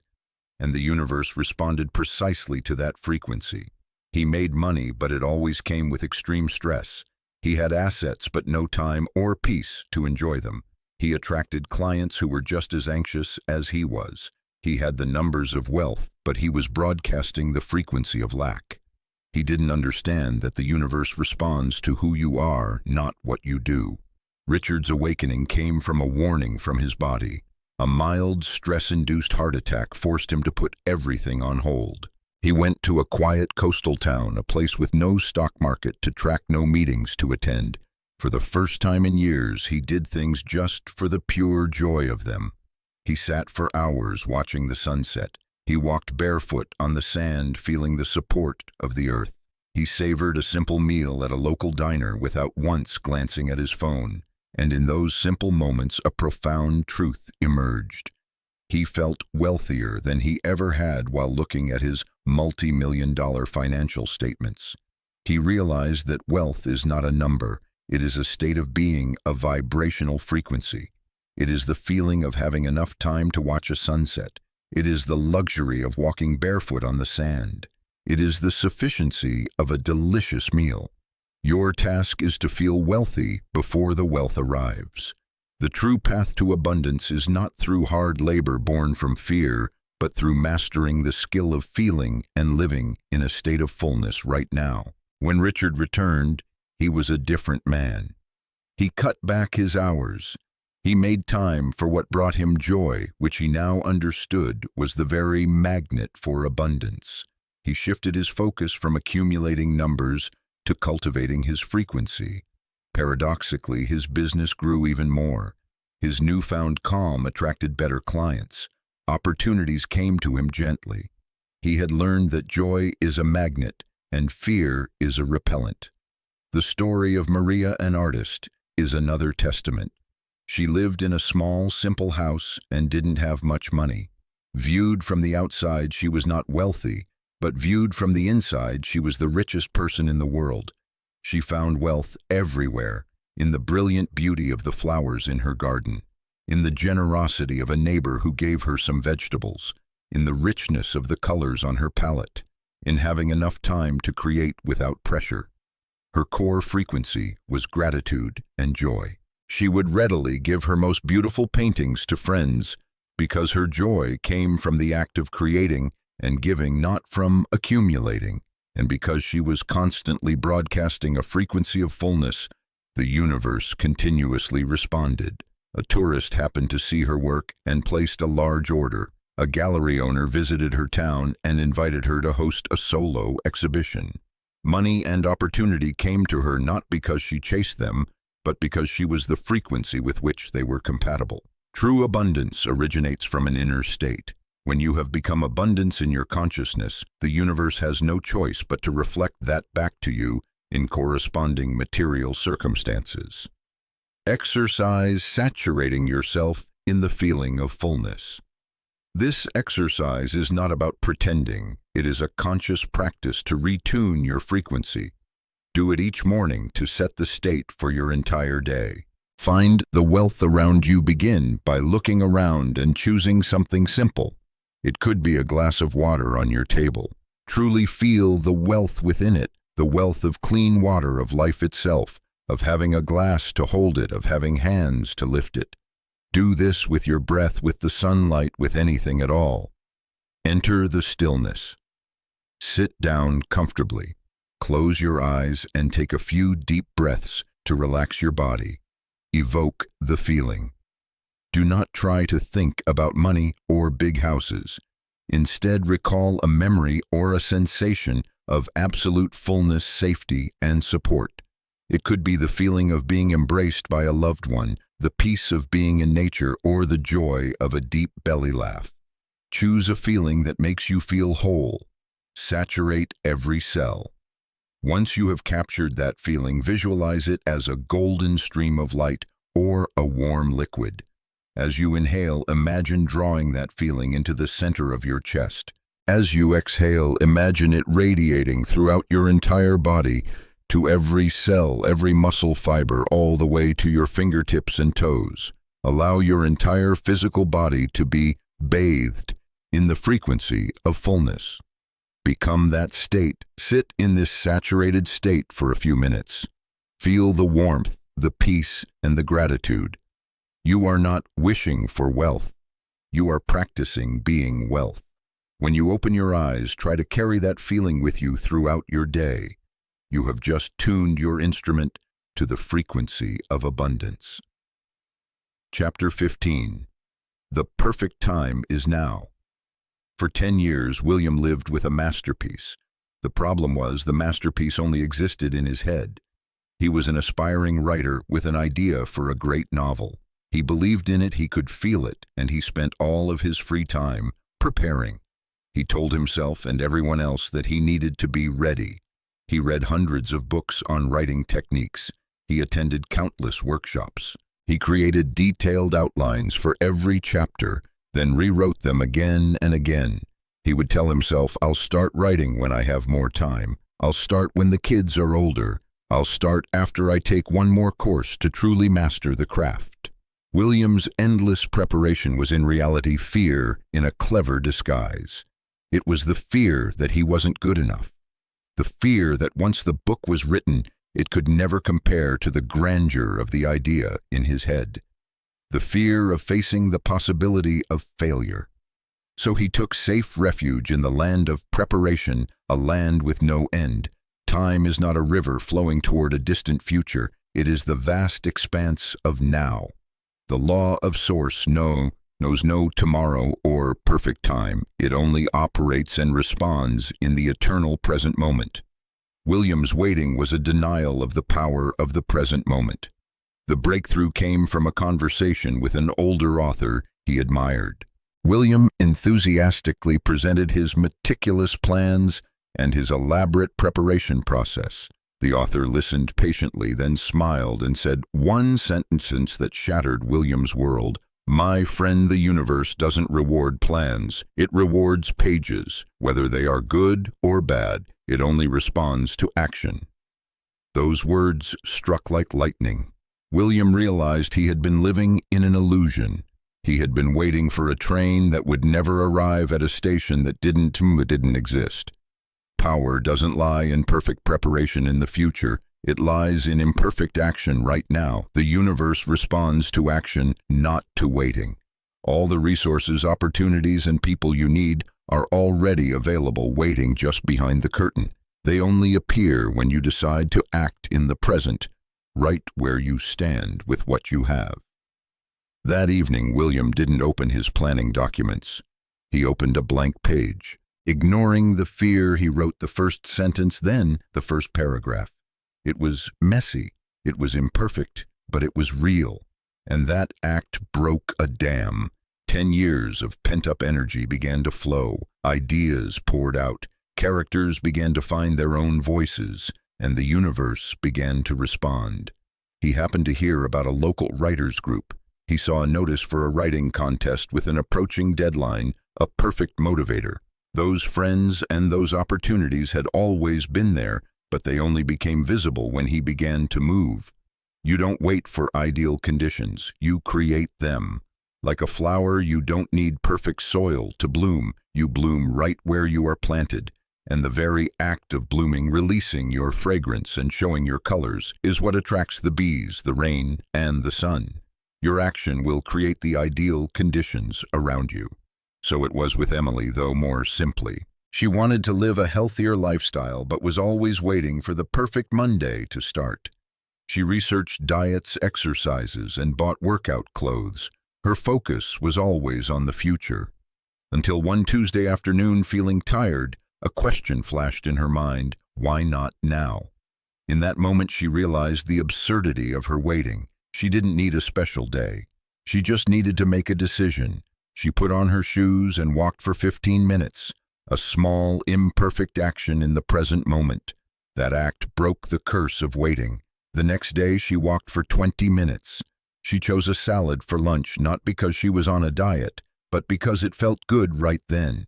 She had stopped waiting and started creating. Readiness is not a condition that arrives in the future. It is a decision you make in the present. Exercise the declaration of readiness. This exercise is designed to instantly break the pattern of procrastination and connect you to the creative power of the present moment. Identify the procrastination. Think of a dream, a project, or an important change you have been waiting to begin. Name it clearly. Step to the mirror. Go to a mirror. Look deep into your own eyes, the person who is present right before you, not the person from the past or the idealized version in the future. Declare the truth.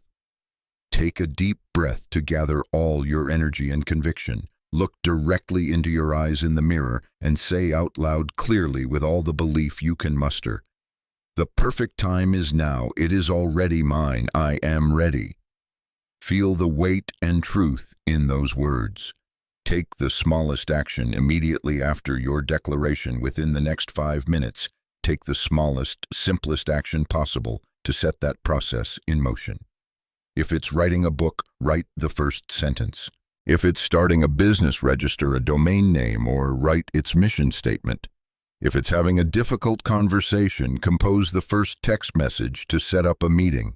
If it's a healthier lifestyle, walk 1 lap around your home or drink a large glass of water with gratitude.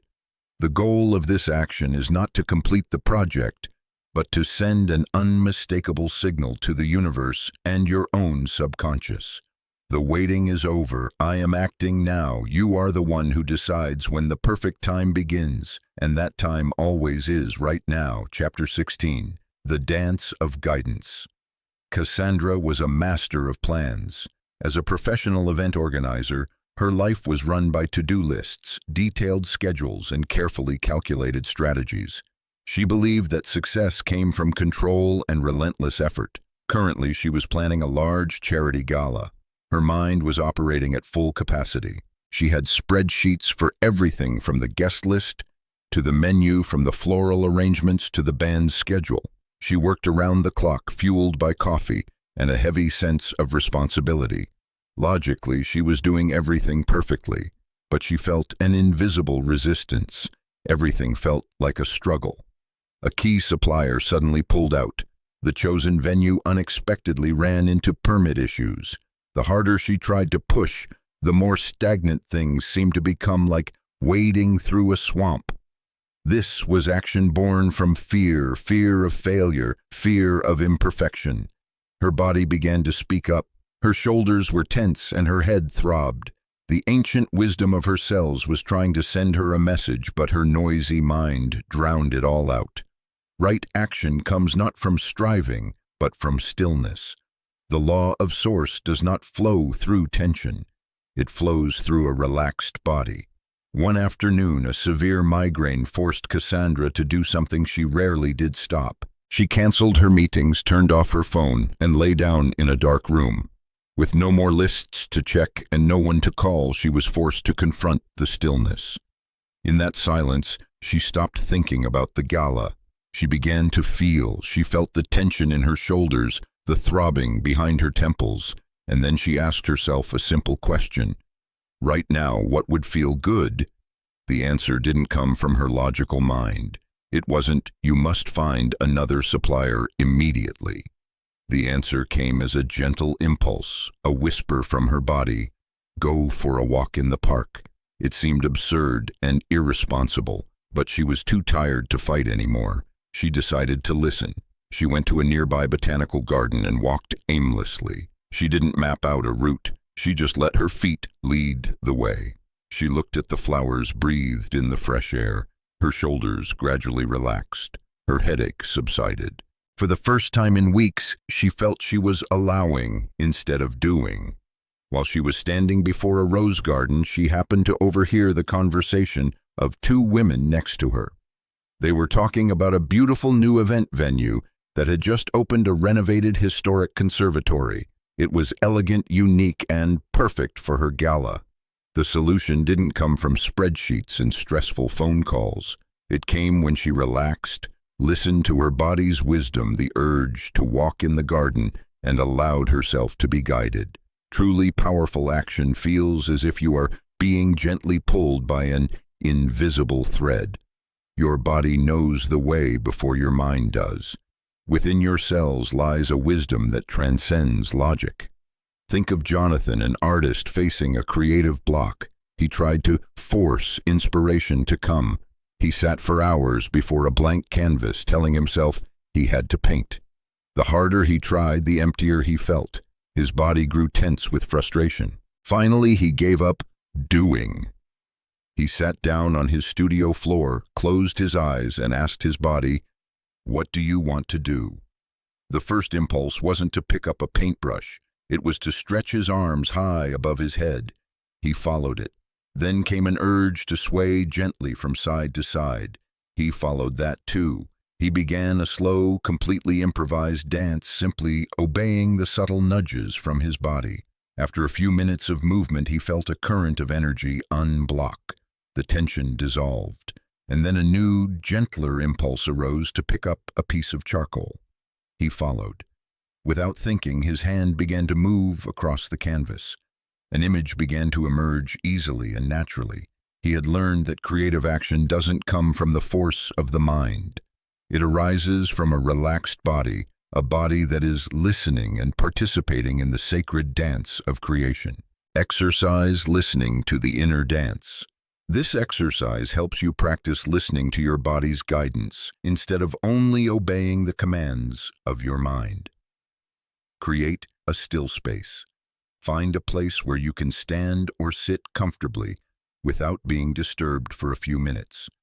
Connect with your body. Close your eyes. Take 3 deep breaths. Bring your full attention to the feeling of your body. Feel the soles of your feet on the floor. Feel your clothing on your skin. Feel the air you are breathing. Ask the sacred question. Ask silently, not with your logical mind, but with your whole heart, and direct the question to your body itself. Today, where do you want to move? Or another question, what action would nourish you right now? Listen with sensation. Don't wait for a verbal answer to echo in your head. Be patient and listen with your senses. You might feel a very subtle impulse to stretch an arm or gently roll your shoulders. Walk toward the window to look outside. Place a hand on your heart or stomach. Drink a cool glass of water. Stand up and walk a lap around the room. Or perhaps the impulse is simply to remain perfectly still. Trust and act. No matter how small, illogical, or unproductive the impulse seems, trust it and follow it immediately. This small act is a powerful practice in trusting the ancient wisdom within you. Each time you obey that guidance, you strengthen your connection to the flow of Source, and gradually, you will learn to move with ease in the dance of life. Chapter 17. Memory of the Future. Alex, a talented architect, was facing the biggest challenge of his career, a design competition for the new city library. He had poured his heart and soul into creating what he believed was a groundbreaking design. He worked day and night building models, preparing his presentation. His path was clear and logical. Have a vision, work tirelessly to realize it, and then hope the judges would choose him. But that very word, hope, was the source of his extreme anxiety. He hoped he would win. He hoped people would understand his vision. His entire energy was staked on a single future outcome, and it was making him incredibly tense. He was walking a straight line, and if the destination wasn't what he wanted, he felt all his effort would be for nothing. The night before the final presentation, he couldn't work anymore. The anxiety had worn him down. He sat in his studio looking at the scale model of the library, and instead of rehearsing his speech, he did something different. He closed his eyes. He didn't just look at the model. He stepped inside it with his mind. He didn't just visualize, he experienced. He felt the coolness of the marble floor beneath his feet. He smelled the signature scent of old books and polished wood. He heard the gentle echo of footsteps and the turning of pages in the vast space. He saw the sunlight streaming through the enormous glass windows he had designed, illuminating the dust motes dancing in the air. Then he took it one step further, a decisive step. He was no longer in the empty building. He was there on opening day. He remembered the feeling of pride swelling in his chest. He heard the thunderous applause. He felt the firm handshake of the mayor. He experienced it all with the certainty of a past memory. He was no longer hoping. He was remembering. Creation is a sacred loop, not a straight line. The images in your mind are the blueprint. When you feel them with the certainty of a memory, reality will flow toward that image like water down a slope. The next morning, Alex walked into the presentation room. He didn't carry the anxious energy of a man who was hoping, but the calm confidence of a man sharing a beautiful memory.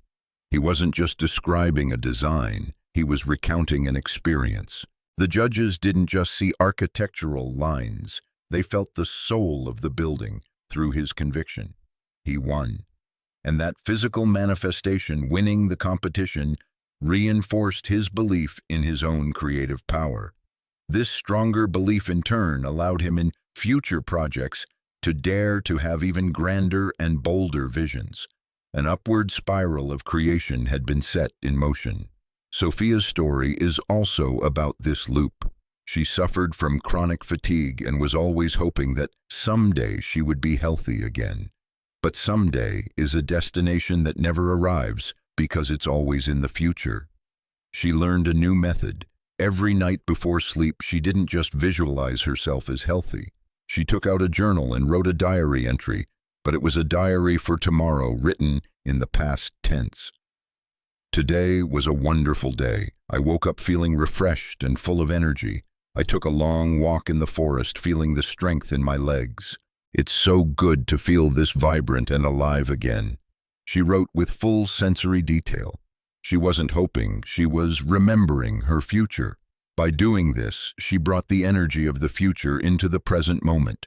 Her subconscious began to accept this memory as a truth. Gradually, her body began to follow the new blueprint. She woke up with a little more energy. She had a gentle urge to go for a walk. This small manifestation, having a bit more energy, reinforced her belief. Her stronger belief made her future memories even more vivid. The sacred loop continued lifting her out of her illness.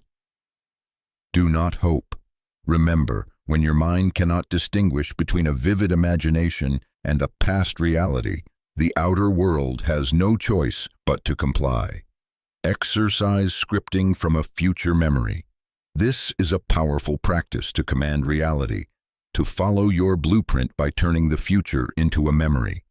Choose an experience. Select something you wish to experience. It could be a successful date, the signing of a contract, or simply a relaxing and peaceful weekend. Journey to the future. Find a quiet place with a notebook and pen. Close your eyes and imagine you are at the end of the day on which that experience has already happened perfectly. You are sitting down to write about it in your journal. Write in the past tense. Begin writing, but write everything in the past tense as if it were an undeniable memory. Don't just write general events. Go deep into sensory and emotional details. Instead of writing, "I hope the date goes well," write, "Tonight's date was incredible. We laughed so much. I can still remember the look in his to her eyes when I was telling my story." The conversation flowed so naturally and easily. When we walked after dinner, the air was so fresh, and I felt a real connection, a strange sense of peace. Saturate the feeling. As you write, don't just be a storyteller. Be a re-experiencer. Truly feel the joy, the confidence, the relief, the connection. Allow your body to vibrate with the frequency of that memory. Fold and trust. After you finish writing, read it over one more time, feeling its truth sink into every cell of your being. Then fold the paper and put it away. Do not obsess over it. Do not constantly check on it. You have created the blueprint. You have planted a memory into the energy field of the universe. Now trust that reality is rearranging itself to match the story you have written. Chapter 18. The Truth at the Threshold. Isabella was the embodiment of confidence. As a famous author and speaker, she had built an entire career on inspiring others to be strong and courageous. Thousands of people listened to her, believed in her, but a secret was eating her away from the inside. Isabella had a paralyzing fear of flying. Her greatest challenge arrived in the form of an invitation, a keynote speech at a prestigious conference in Europe. It was the biggest opportunity of her career, and it was also her gatekeeper. She tried to overcome it in every way she knew. She used willpower and forceful affirmations. I am a fearless traveler. I am the master of the skies. She used logic to analyze it. Flying is thousands of times safer than driving. She tried to ignore it, accepting the invitation and hoping that when the day came by some miracle, the fear would vanish. But nothing worked. The closer the flight date came, the worse the panic attacks became. Her affirmations felt hollow because her body was screaming a different truth. She was wearing a mask of courage while trembling on the inside, and the universe, which only responds to truth, was silent. The gatekeeper did not budge. It cannot be fooled by cleverness or external performance. It seeks only one thing: authenticity. A week before the flight, Isabella broke down. She canceled the trip feeling like a complete fraud. In that moment of utter failure, she stopped fighting. She sat down not to resist the fear, but to truly be with it as a presence in the room. And then she asked a completely different question, one not aimed outward for a solution, but inward for the truth.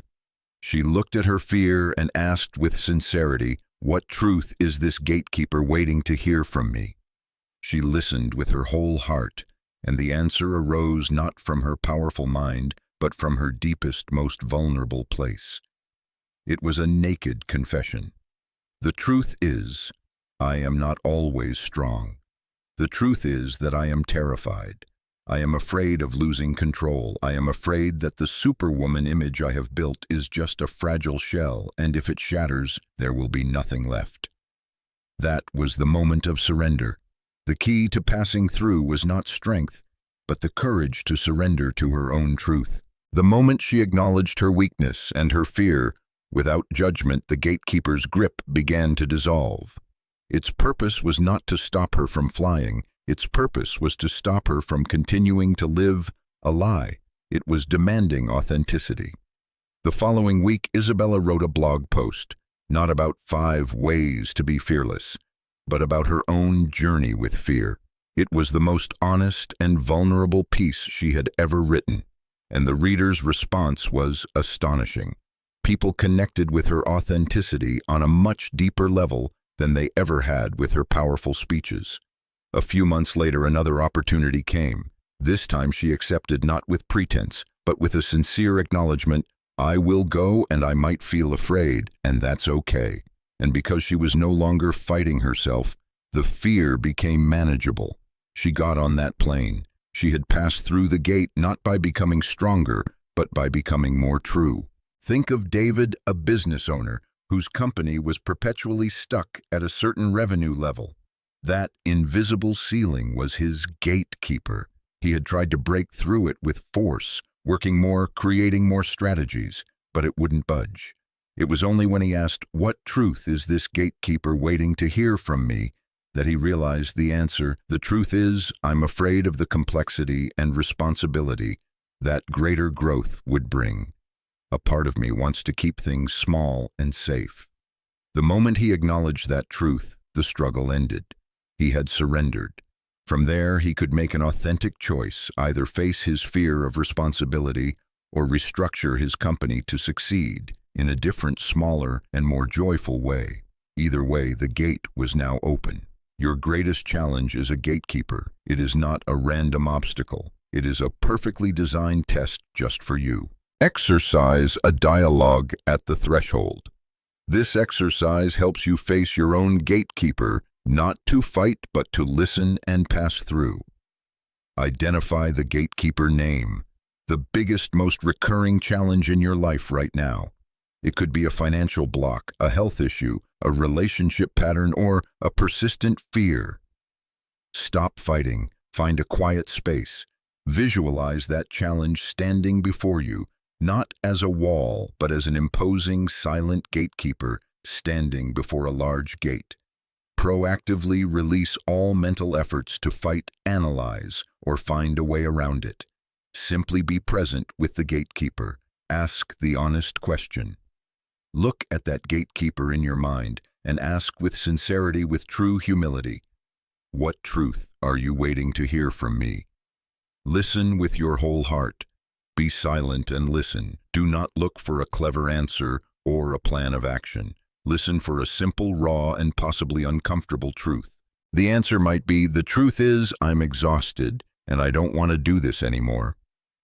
The truth is, I'm more afraid of success than of failure. The truth is, I don't believe I deserve to be loved. The truth is, I was wrong. Speak the truth and surrender. Once you have heard or felt that truth, take a deep breath. Have the courage to say it out loud, even in a whisper. Acknowledge it completely without judgment. For example, okay, I admit it. The truth is, I'm terrified. The moment you speak your naked truth, you have given the gatekeeper the key it was seeking. You have surrendered to the truth.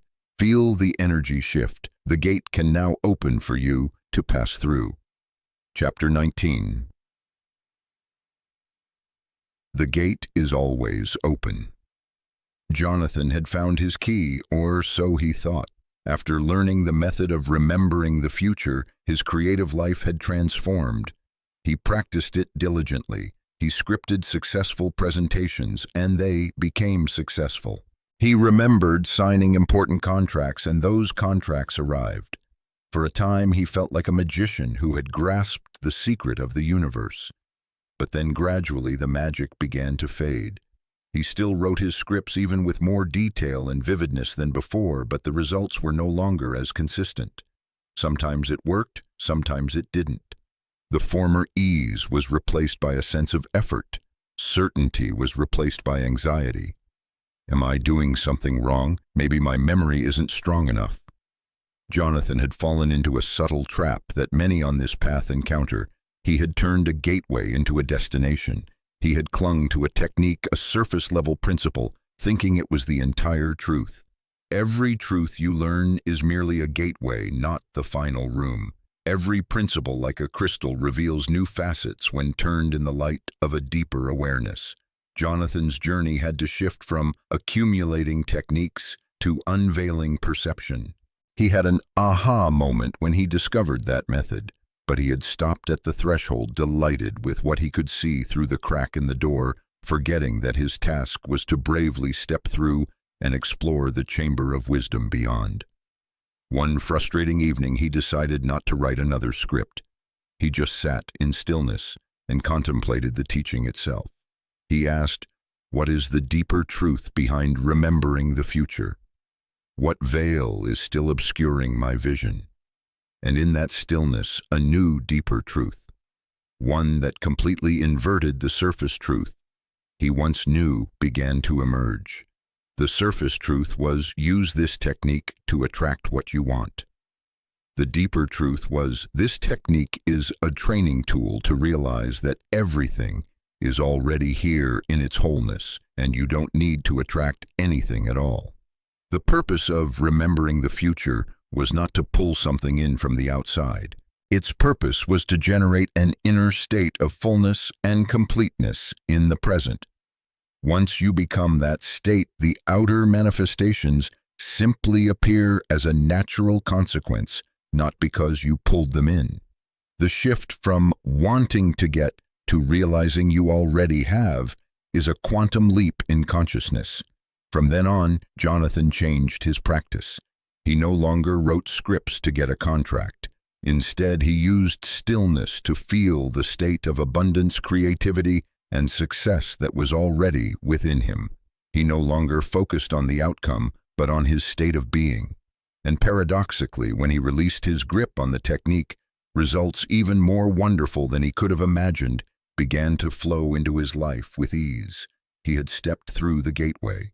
Think of Maria, who had learned the power of sacred boundaries.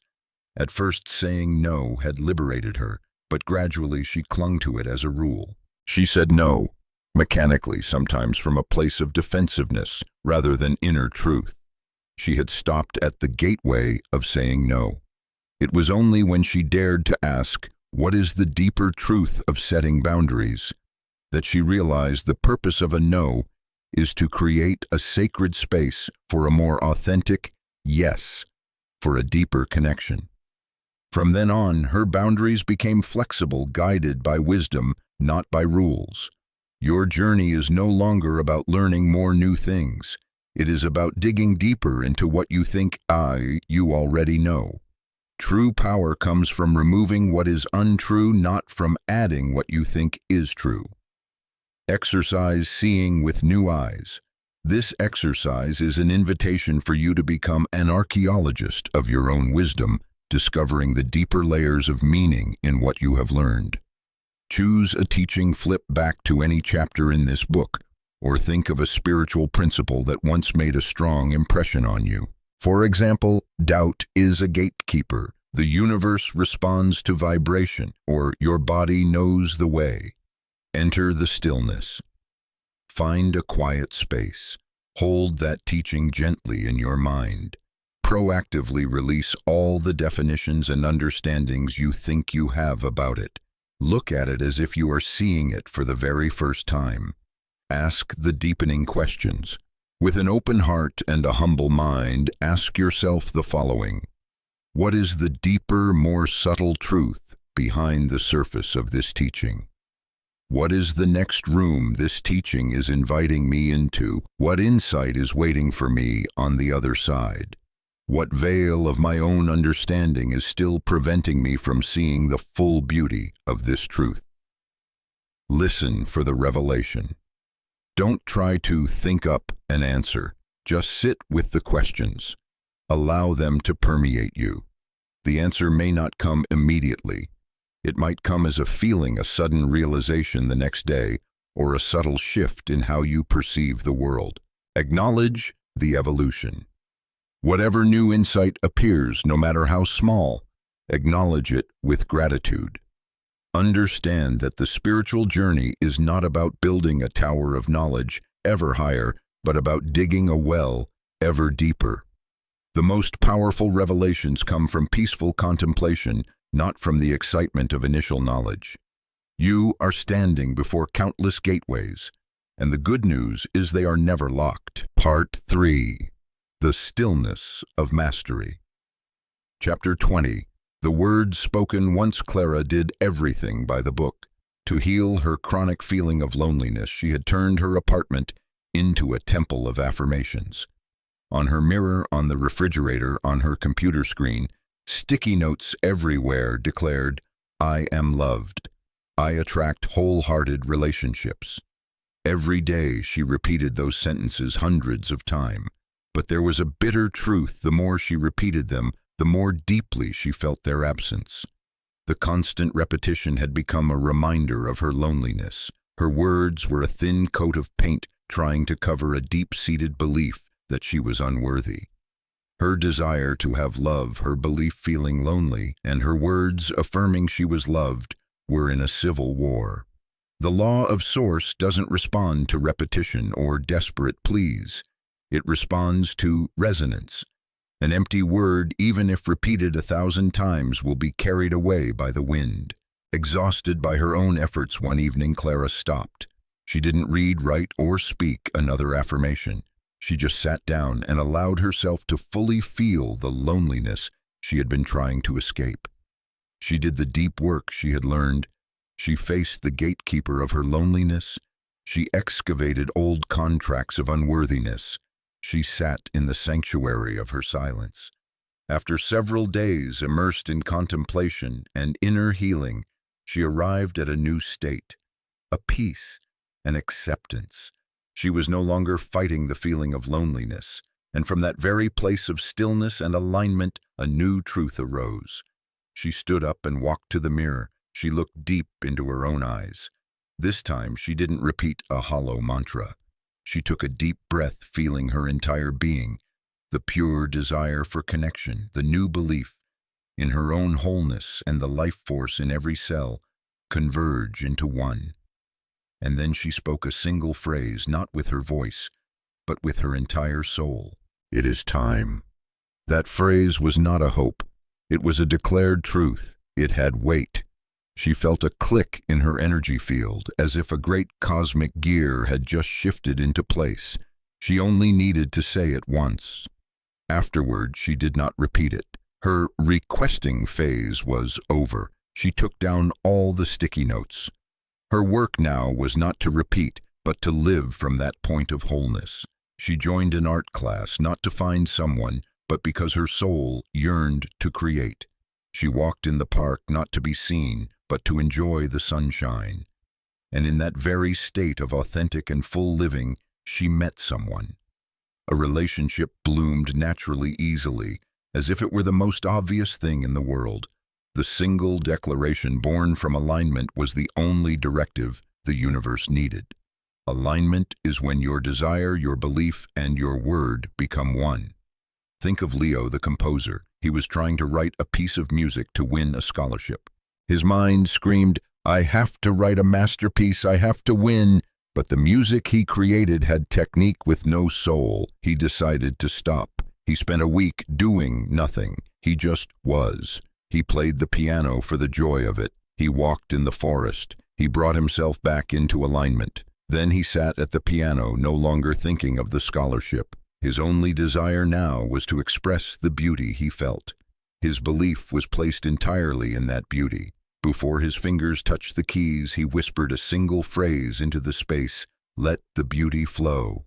Then he played. The music that poured out was a pure current from source.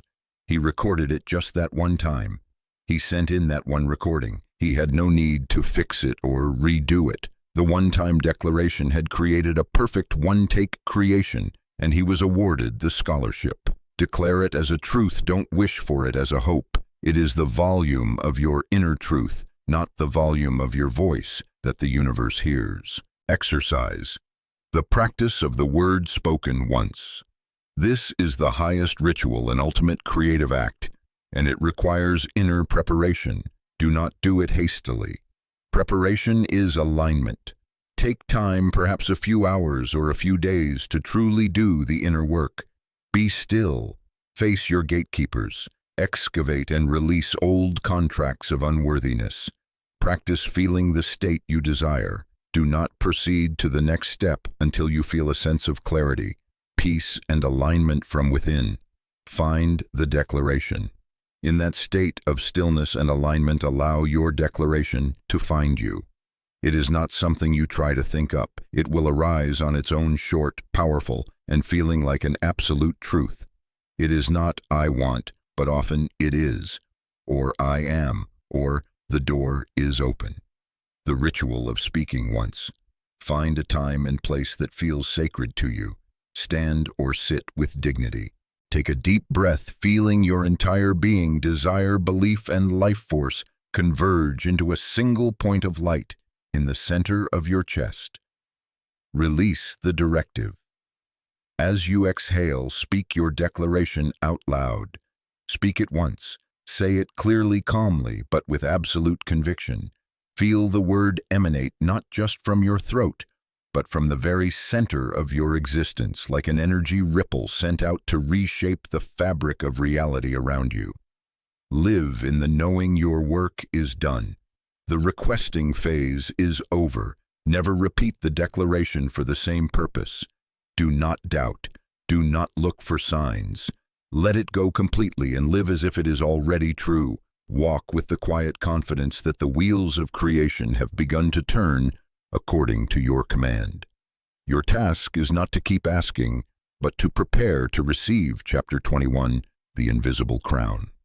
Everyone in the office felt it about Arthur. He wasn't a manager nor was he the most talkative or the smartest. He was simply an older accountant who did his job quietly and effectively, but there was something about him. When Arthur walked into a tense, argumentative room, the atmosphere seemed to soften. When a young colleague was panicking over a mistake, they would find their way to Arthur's desk, and just by sitting near his calm presence for a few minutes, they would seem to find the solution themselves. He rarely gave advice, but when he did speak, his simple words carried an unusual weight and clarity. Arthur never pursued recognition or power. He didn't have to. Recognition found him.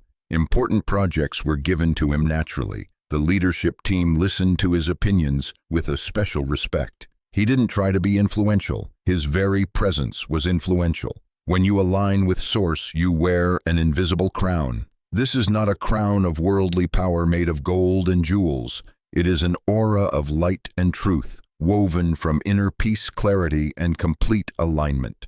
Others will feel it unconsciously before they even understand why. True power attracts. It never pursues. Trying to prove your worth with words or grand actions dissipates your energy. When you hold your power in silence, when you simply are the truth, others and opportunities will naturally be drawn to you, just as planets are drawn to the sun. Your presence becomes a silent sermon. When you truly live by these laws, you no longer need to teach them. Your very being becomes the message. Your peace becomes a lighthouse for those in a storm. Your certainty becomes a bridge for those lost in doubt. The law of Source recognizes itself in you and communicates through you. Think of Elias, an old gardener who lived alone on a hill. He had no money or fame. He rarely left his garden, but his garden was a magical place. The plants were always lush. The flowers bloomed with an unusual vibrancy. People came from all over not to ask his advice, but simply to sit in his garden.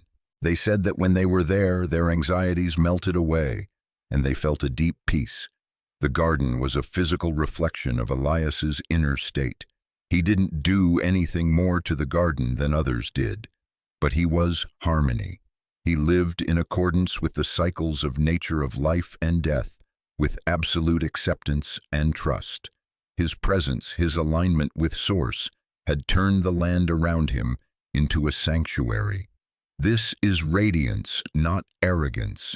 To exude a quiet power is not a form of pride.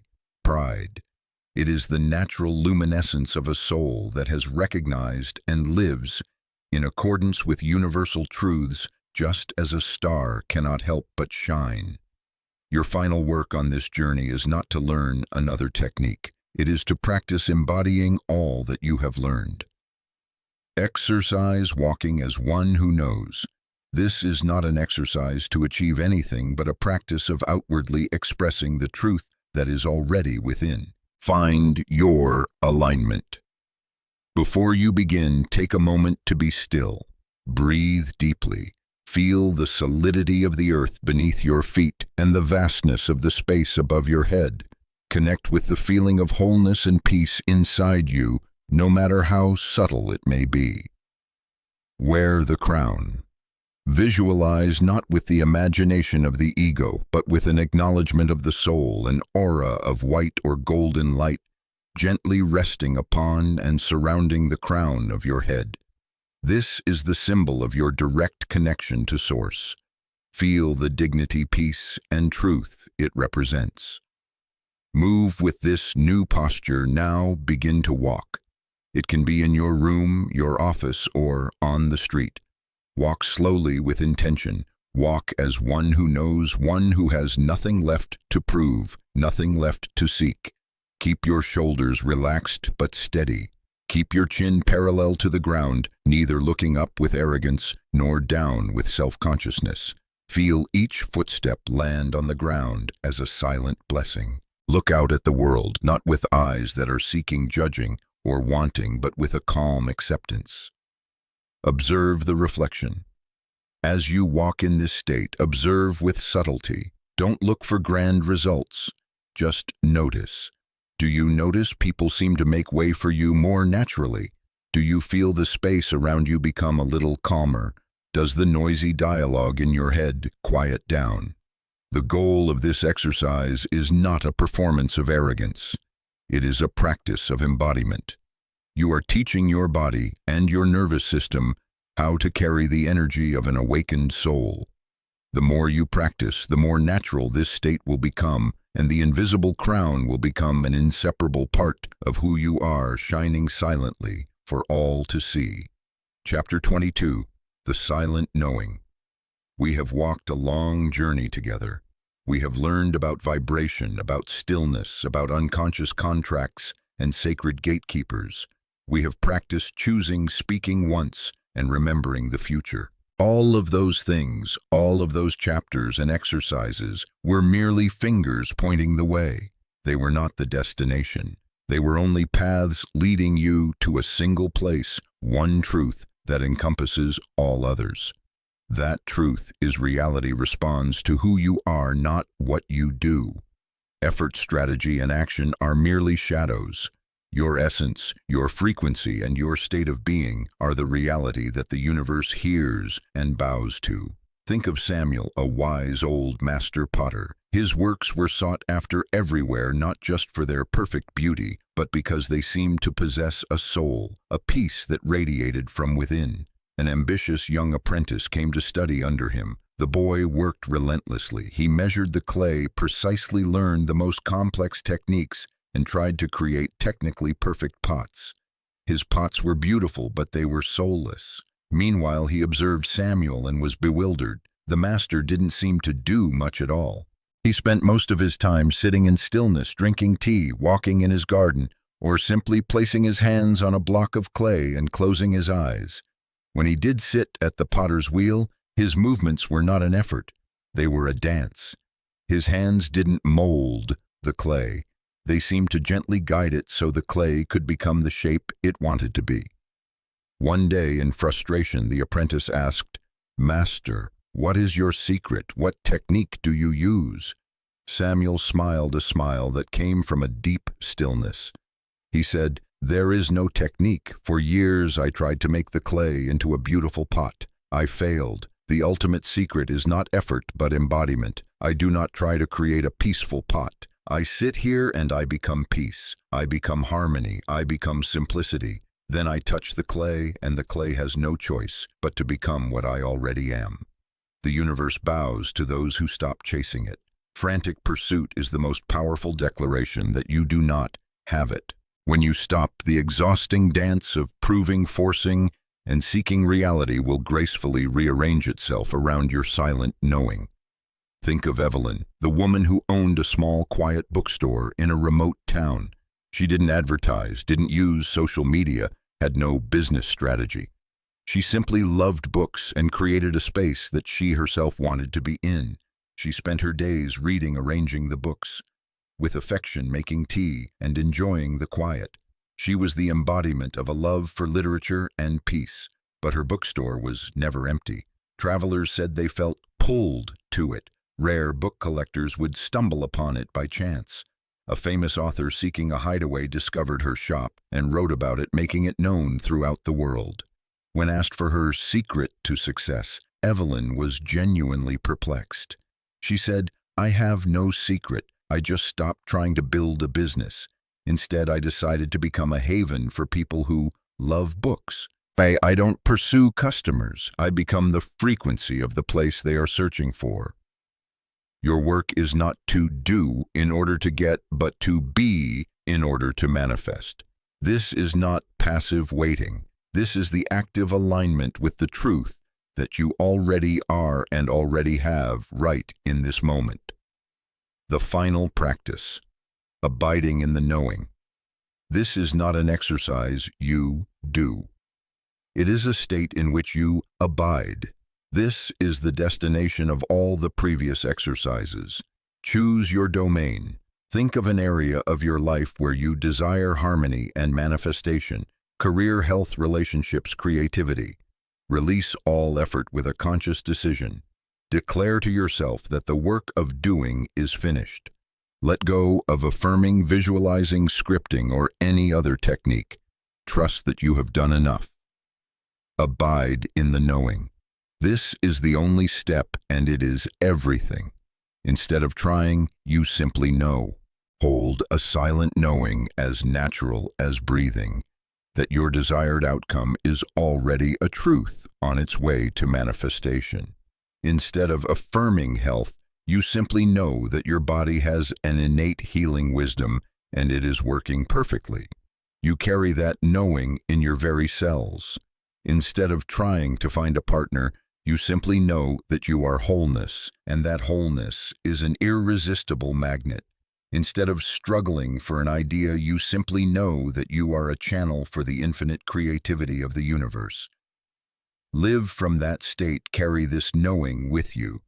It is not a thought you must constantly repeat. It is the ground on which you stand, the air that you breathe. Go about your day, do what needs to be done, but from this place of silent knowing. Observe with a gentle and amused curiosity how physical reality, people, and events gradually bend and rearrange themselves to perfectly reflect the truth you have become. Because when the truth of something has become your natural state, reality has no choice but to bow in accordance. Chapter 23. The Temple of Silence. When Chloe had her first spiritual breakthrough, she felt as if she had been given a great gift, and the first thing she wanted to do was share it with the world. She was filled with light and an elation that she had found the answer. She tried to explain the law of vibration to her practical mother, who was consumed with financial worries. She enthusiastically told her ever-skeptical best friend about the power of affirmations. She convinced her colleagues at the office to practice mindfulness with her. She believed she was spreading light. But the result was the complete opposite. Her mother became defensive, feeling as if her daughter were implying that her struggles were her own fault. Her best friend scoffed. Her colleagues began to avoid her. Worse still, Chloe herself felt her own connection weakening. The constant need to explain, defend, and rationalize her deep experiences to unready ears dissipated their energy. Like trying to explain the beauty of a symphony to someone who cannot hear, the magic was lost in translation. That which is sacred should be kept in a sacred space. Do not scatter your revelations before those who do not treasure them. Wisdom revealed too soon or in the wrong place loses its power. Feeling discouraged and drained, Chloe confided in an older woman in her meditation group. The woman listened patiently, then smiled and asked her a simple question. "My dear, when you find a rare and perfect pearl, do you run through the marketplace shouting about it, or do you quietly place it in a silk pouch, keeping it close to your heart, allowing its warmth and light to permeate you first?" That question awakened Chloe. She realized that an insight is first and foremost for you. When you receive a message from Source, it is sent to transform you first. You must let it take root and work its magic within your own being before you think of sharing it. Silence preserves and concentrates power. The purpose of safeguarding a truth is not selfishness. It is incubation, allowing the energy of it to accumulate and strengthen, just as a seed needs quiet time in the dark earth to sprout with resilience. From then on, Chloe changed her practice. When she had a new insight, instead of immediately reaching for the phone, she reached for a special journal, what she called her secret temple. She wrote it down, contemplated it, and let it do its work inside her. She focused on embodying the wisdom instead of explaining it. She became more peaceful, more joyful, and more grounded. And then a miracle happened. People began to come to her. That skeptical best friend, after witnessing her authentic transformation, asked, "You seem so different. What's your secret?" Only then, when invited, did Chloe gently share a small piece of her pearl. And because her friend was ready and truly wanted to hear, those words had a remarkable transformative power. She had learned to wait for the right time and the right person. A word spoken at the right time has more weight than 1,000 scattered words. Think of Ben, an inventor with a groundbreaking idea. In his initial excitement, he told everyone about it, but the idea was still a tender seedling. It was battered by doubt, practical objections, and uninformed advice. His initial creative energy was diluted and nearly vanished. It was only when he decided to keep silent, working alone in his temple of focus, that the idea had the chance to grow strong and become a reality. Treasure your truths. Incubate them. Let them nourish you before you use them to nourish the world. Exercise building your secret temple. This is a practice of reverence and energy preservation, helping you build a deep and personal relationship with your own wisdom. Find a sacred vessel. Choose a special notebook. Don't share it with your shopping lists or work notes. This journal is for one purpose only: to be the physical temple for your truths. Cherish it. Transcribe the revelation when you receive an important insight during meditation reading or simply on a walk. An inspiring idea, a truth that touches your soul. Resist the urge to share it immediately. Instead, go to your temple and write it down. Write with reverence and focus, feeling the energy of the words as they appear on the page. Keep the secret. After you have finished writing, close the journal. Keep it in a private place, a place that only you know. Commit to yourself that this is a sacred secret between you and the universe. Incubate in silence. For the next few days, do not speak of it. Instead, carry that insight within you. Contemplate it in silence. Ask yourself what it means for your life. Let it change how you see, how you feel, and how you act. Allow it to do its transformative work inside you first. Wait for the invitation. Only share when a sincere and timely invitation presents itself. When a friend is truly struggling and comes to you for advice, that might be the moment you can open your temple and share a small piece of your treasure. You will be amazed at the power and precision of words that are spoken from a place of incubation and preservation. Chapter 24, The Universe's Silent Conversation. Anna was at a major crossroads. She had a stable job in a large corporation, but it left her feeling empty, and she had just received a job offer from a small nonprofit organization, a job that aligned with her passion but brought financial uncertainty. Her logical mind was working overtime. She made long pro and con lists. She analyzed spreadsheets of income and expenses. She asked for advice from all her friends, who also used reason to help her analyze the situation. But the more she analyzed, the more stuck and paralyzed she felt. Meanwhile, the universe was speaking to her, but she wasn't listening. On her way to work, she kept seeing butterflies on billboards in a mural, and once a real butterfly even landed on her car window. Every time she turned on the radio, a song about breaking chains and flying free would play. She picked up a magazine and happened upon an article about following one's passion, featuring a photo of a woman working happily at a nature conservatory. Anna dismissed all of it as mere coincidence. She was trying to find an answer with her intellect, while the universe was communicating with her through the living poetry of reality. The primary language of the universe is symbols, not words. Nothing is a coincidence. Everything is a conversation. Exhausted from the analytical spirals in her head, one afternoon Anna decided to give up. She wouldn't make another list. She went for a walk in the park with no destination in mind.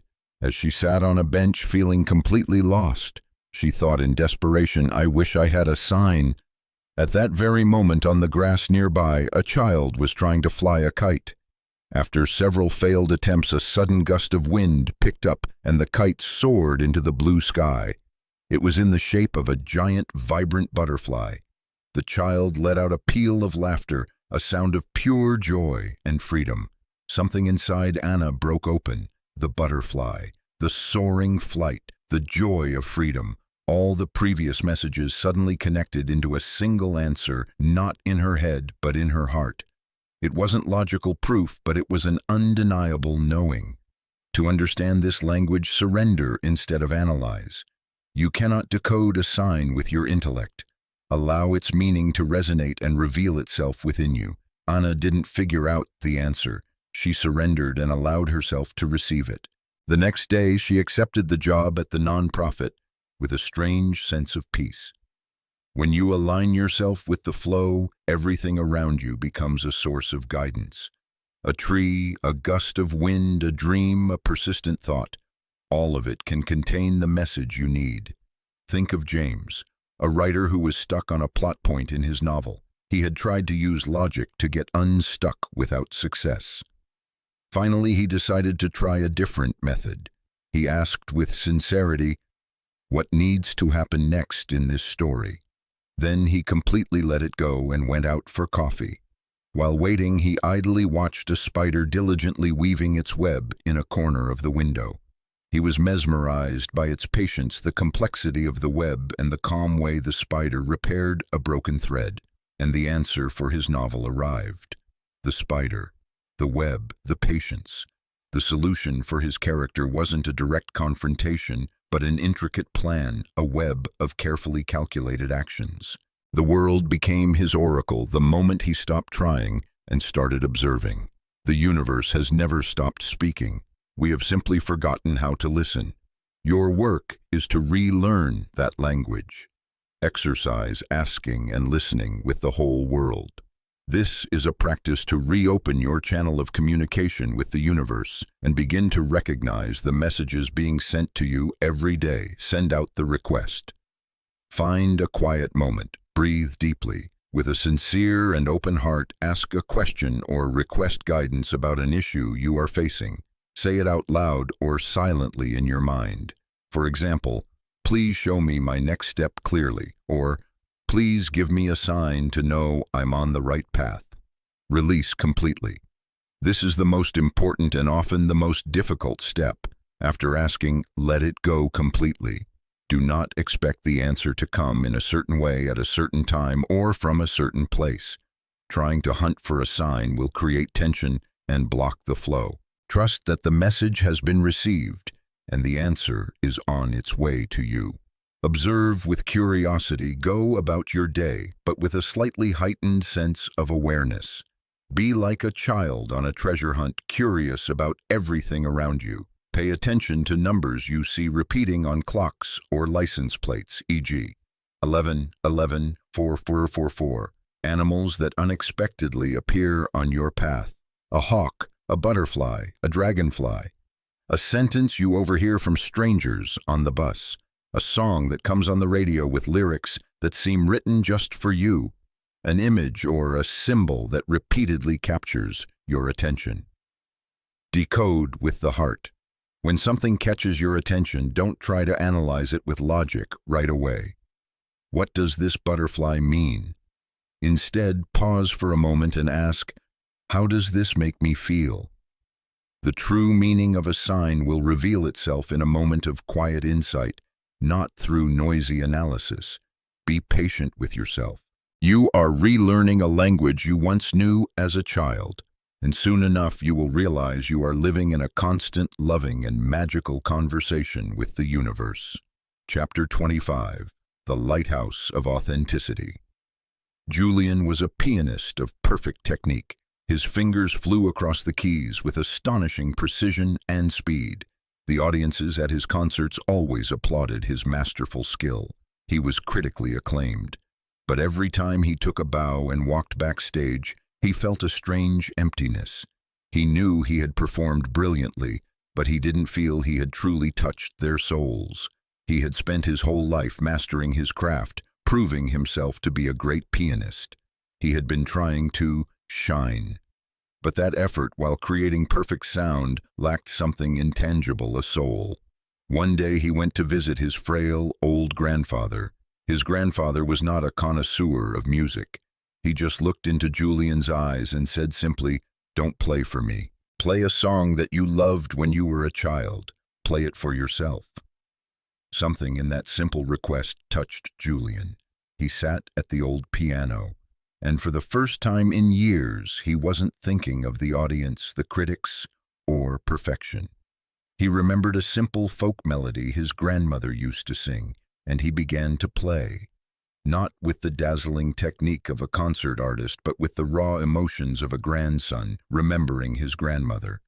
He was no longer trying to prove anything. He was just doing something that made his own heart sing. He was in a state of pure joy. The melody was simple, yet it contained a warmth and a presence that all his complex sonatas never had. When he finished, he saw his grandfather was quietly wiping away tears. In that moment, Julian understood. True power is unleashed when you stop trying to prove yourself. The charisma didn't come from his skill, it came from his authenticity. When he allowed himself to just be himself, a man who simply loved music, he became a channel for a much greater energy. He had stopped trying to shine, and in doing so, he automatically became a lighthouse. This path is not about learning one more skill to perfect, but about remembering your natural state. Your light doesn't shine through effort, but through your permission to simply be yourself. Think of Sarah, a woman who had spent years searching for her purpose. She read books, took courses, tried different jobs.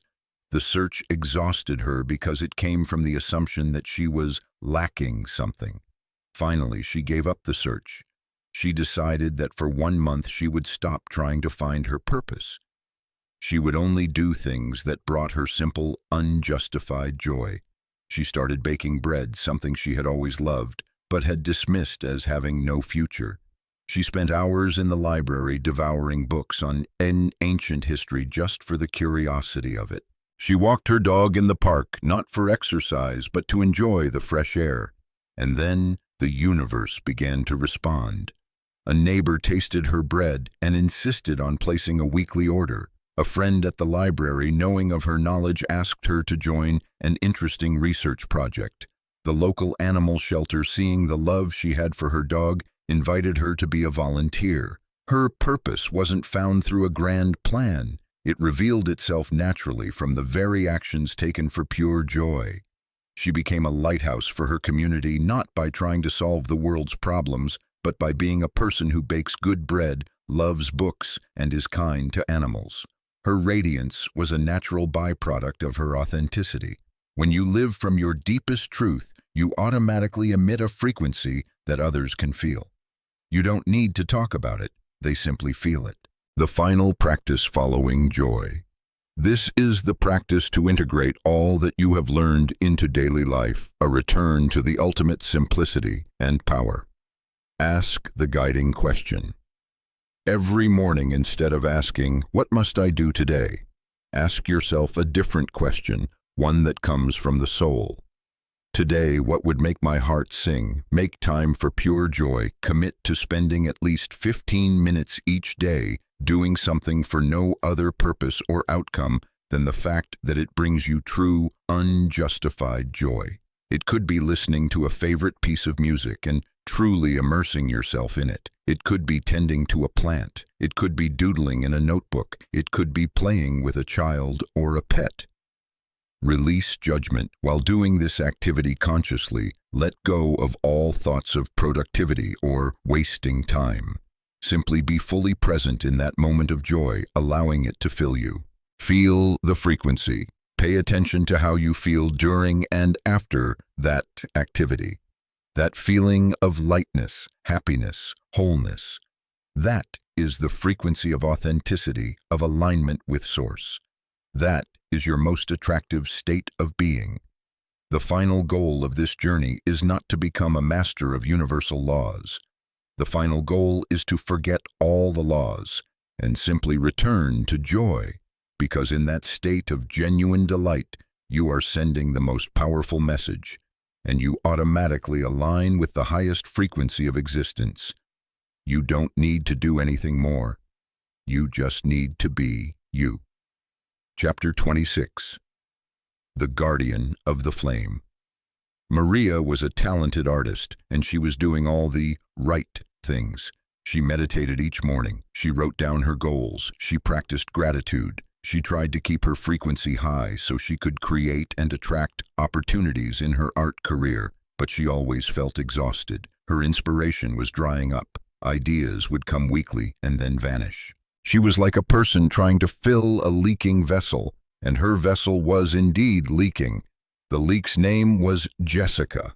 Jessica was Maria's best friend, and she was a classic energy vampire. Every phone call with Jessica was a torrent of complaints, negative stories, and pessimism.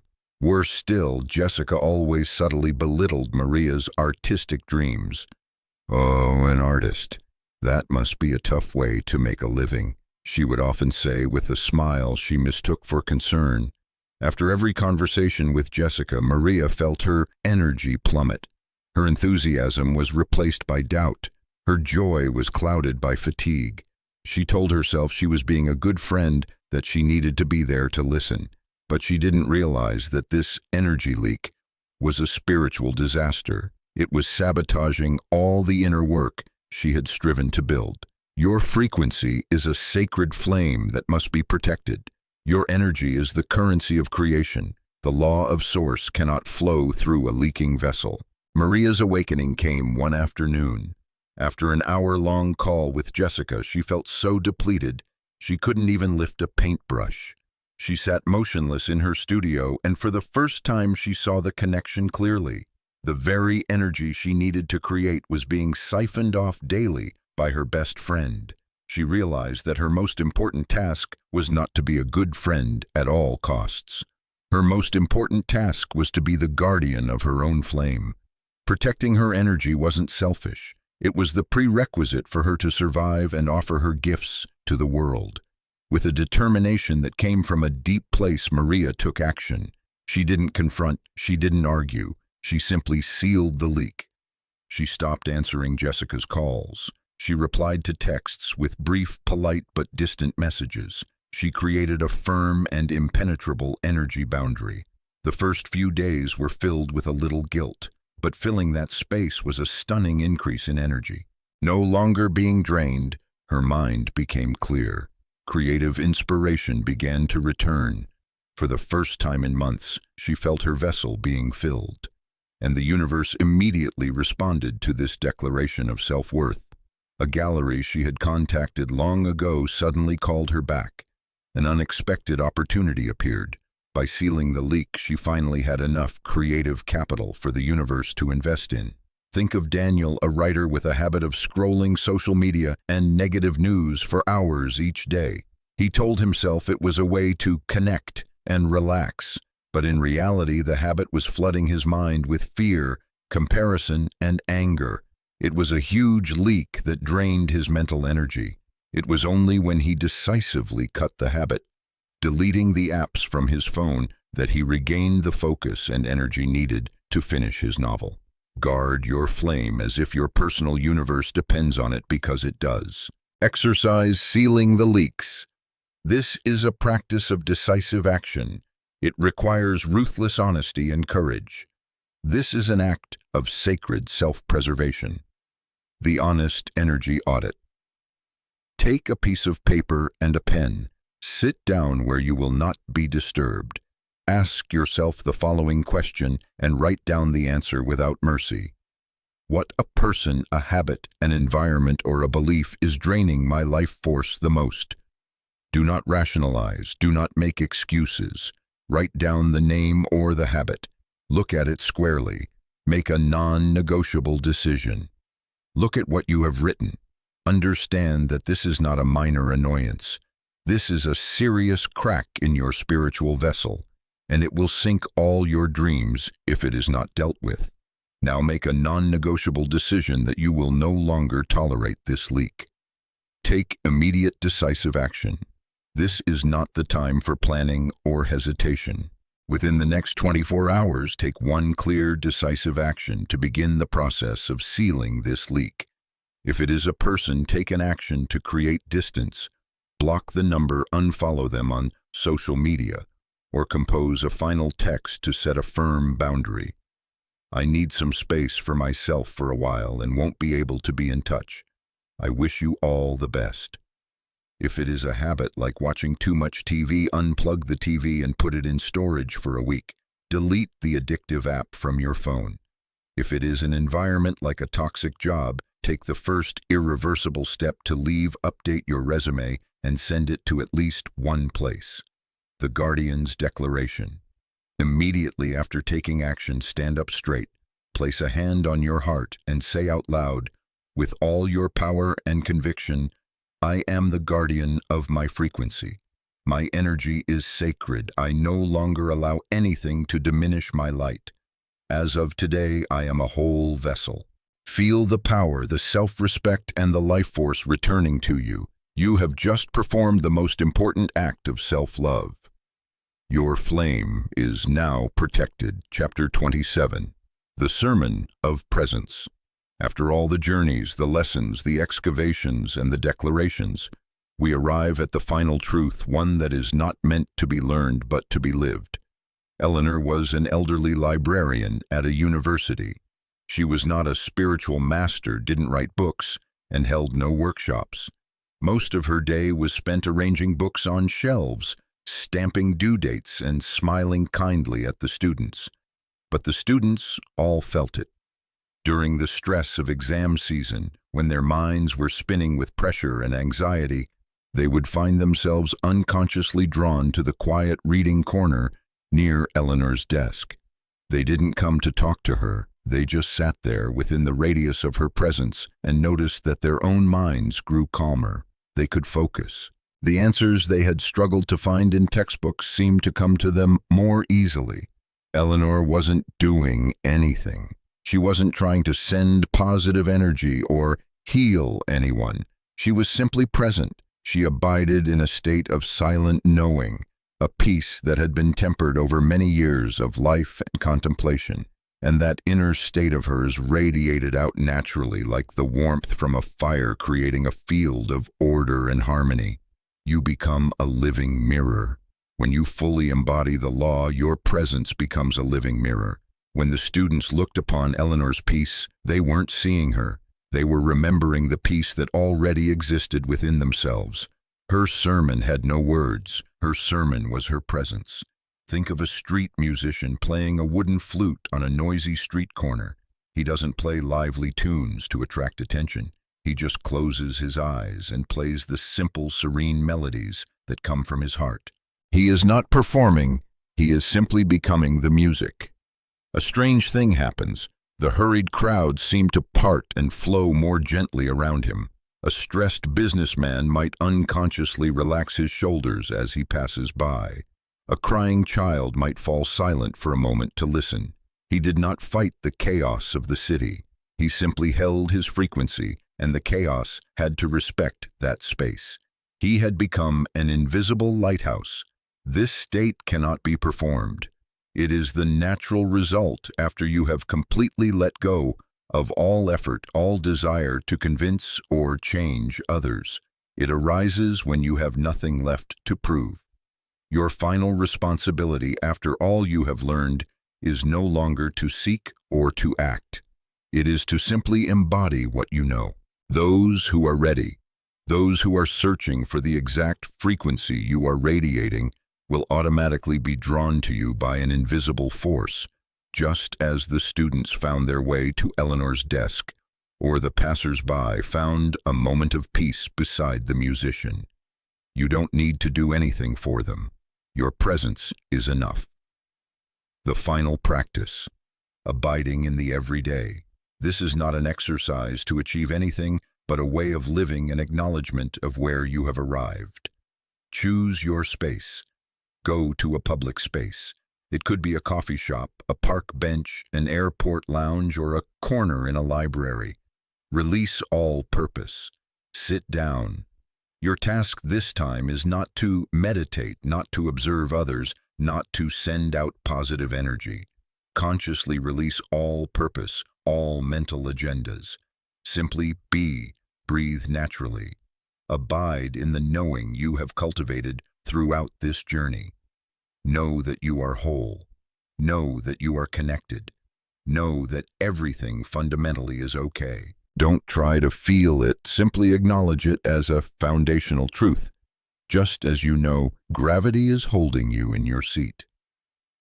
Become the lighthouse. Just sit there and hold that serene certainty. Let your presence radiate on its own. You don't need to do anything. You just need to be. Observe with softness. Don't stare at people. Just maintain a soft, expansive awareness of the space around you. Notice the subtle shifts in the atmosphere. Perhaps a tense conversation at the next table seems to soften. Perhaps a stranger smiles at you for no reason. Or perhaps nothing happens at all. That doesn't matter. Your work is done. You are no longer a seeker of the light. You are the light. And this is the ultimate sermon, one that requires no words. Chapter 28. The Rhythm of Creation. Liam was a writer, and he understood the power of words on an intellectual level. He had read about the law of attraction, about affirmations, and he tried to apply them. Every morning he would read a list of positive statements he had written for himself. I am a creative and successful writer. Ideas come to me with ease. My work touches people's hearts. He was saying the right words, but something was missing. He read them mechanically as if reading a shopping list. His voice was monotone, without emotion, without rhythm.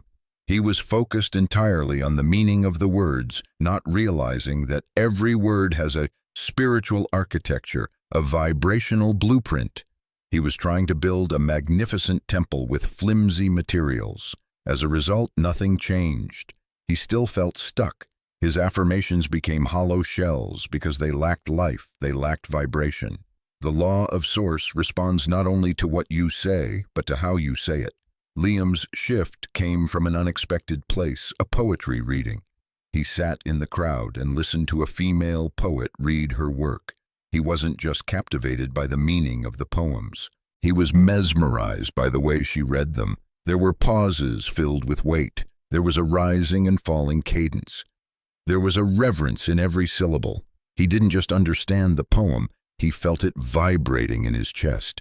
He realized that the sound and the rhythm carried a distinct power of their own. He returned home with a new insight.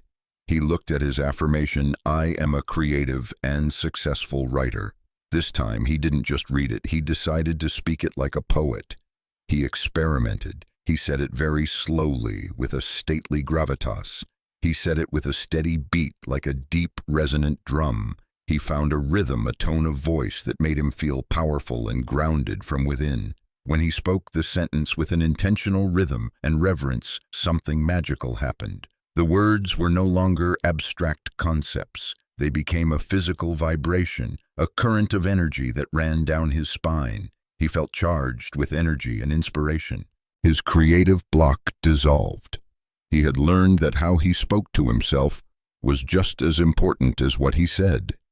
Treat your words as a sacred ritual. This is why ancient scriptures are chanted and prayers are sung. Their rhythm and tone activate a power far deeper than their surface meaning. Think of Sarah, a woman who always struggled with anxiety. She would try to tell herself, I am calm, I am at peace.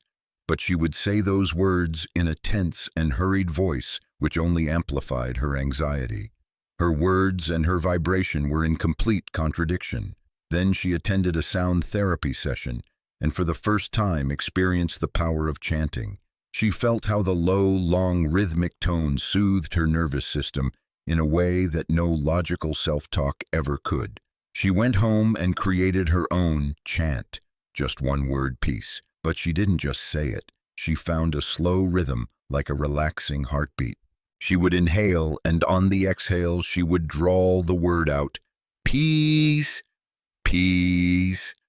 The slow rhythm and low tone sent a direct message to her body. The vibration of the words overrode the chaotic frequency of her anxiety. She had learned to sync her words with the rhythm of peace, and her reality had to follow. The universe is built on rhythms. When your words align with these cosmic rhythms, manifestation is significantly accelerated. Exercise chanting your reality. This is a practice for you to proactively use the spiritual architecture of language, turning your words into a powerful creative ritual. Create the declaration. Write a single short sentence in the present tense that describes the state or reality you wish to embody. Keep it simple and powerful. For example, I am peace and strength, or creative flow moves through me with ease. Now find your rhythm. Now practice saying the sentence out loud. Don't just read it. Try saying it very slowly with an intentional pause between each word. Try saying it with a steady rhythm like a gentle hand clap or your own heartbeat. Try emphasizing different words to feel the shift in energy. The goal is to find a rhythm and tone that makes you feel the most powerful and grounded. It must feel right in your body. Perform the ritual. Each day, set aside a few minutes. Stand tall with your feet shoulder-width apart, feeling grounded.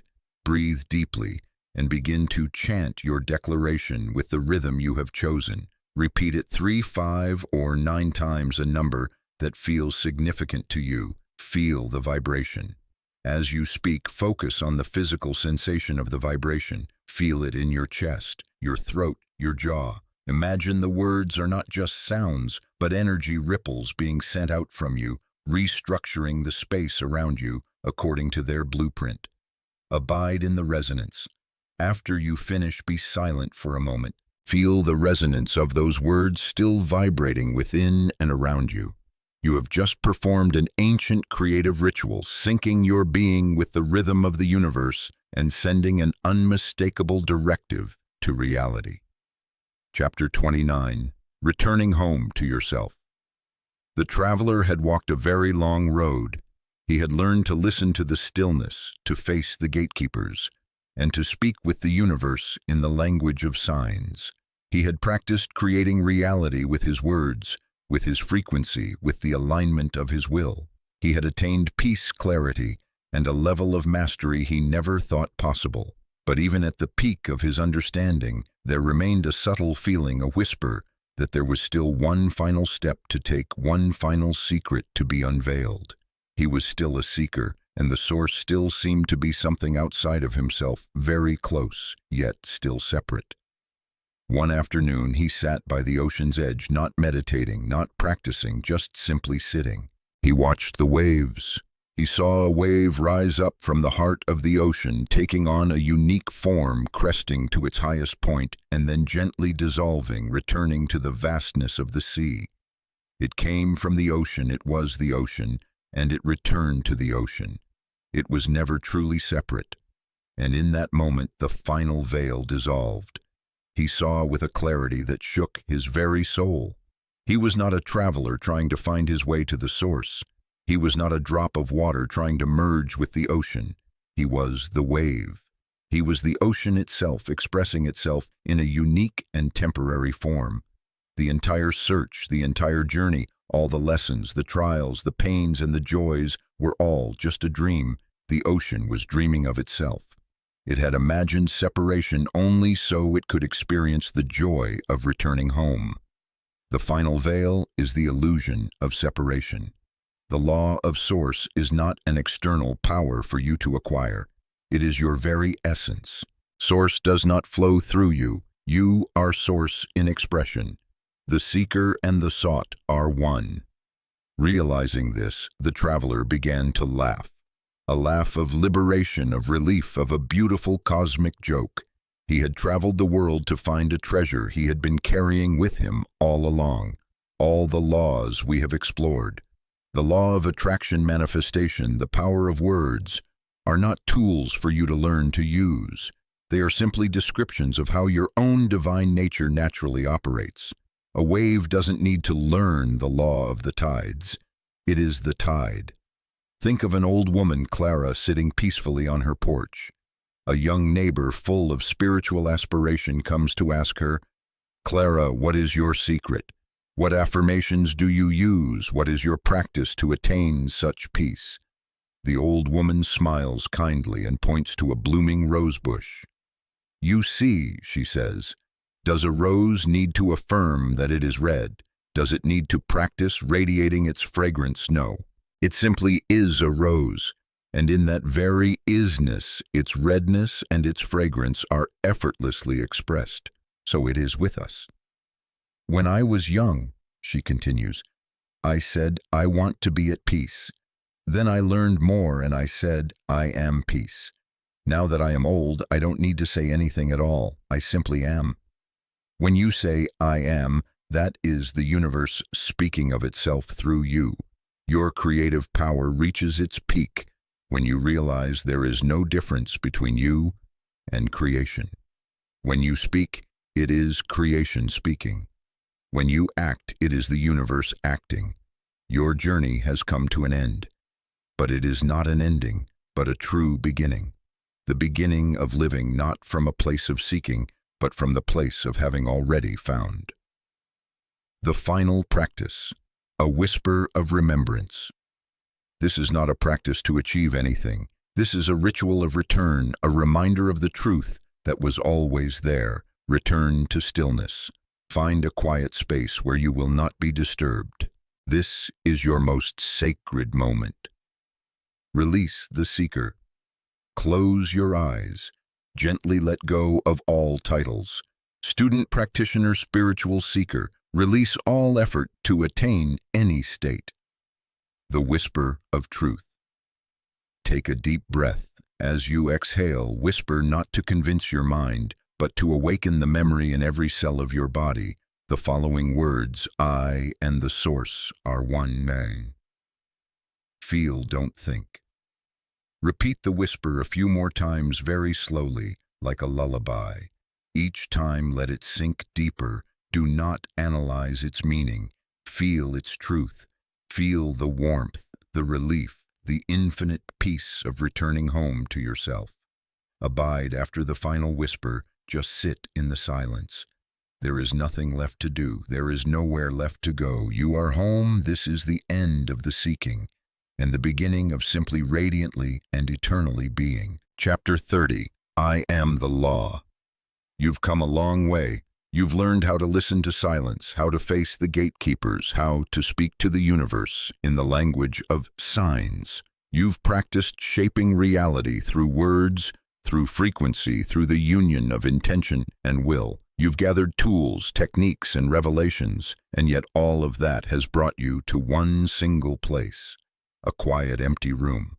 At the center of the room stands a mirror. You step toward it, maybe expecting to see a wiser version of yourself, a master of the laws, someone who has become something. But then something extraordinary happens. The image of you, the seeker, the practitioner, begins to dissolve. The tools you carried fall away and shatter into dusts of light.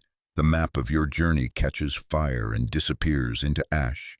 And in that mirror, it's no longer your face. It's the cosmos. Galaxies spinning, nebulae glowing, infinite stillness charged with creative potential. And you realize beyond any doubt that you are not the one looking into the mirror. You are what's being reflected. The mirror was never real. The entire spiritual path was a mirror. Every book you read, every teacher you met, every practice you devoted yourself to, they were all just reflective surfaces designed to help you remember your true face. The search is over because you've finally seen you are what you were looking for. This is the final truth. You don't learn the law. You don't use the law. You are the law. This entire journey wasn't about mastering something external. It was about remembering what you already are, law made flesh. The law of attraction was never about drawing things to you. It was always describing how your nature, like a radiant sun, naturally attracts whatever is in resonance. Manifestation was never a technique to create reality. It was simply the acknowledgement that reality is an extension of your being. The power of words is not a tool to be wielded. It is the awareness that when you speak with full alignment, it is creation itself speaking through you. Your thoughts are the universe thinking. Your emotions are source feeling. Your desires are the impulse of creation rising from within. Separation has dissolved. You and the universe are one seamless expression.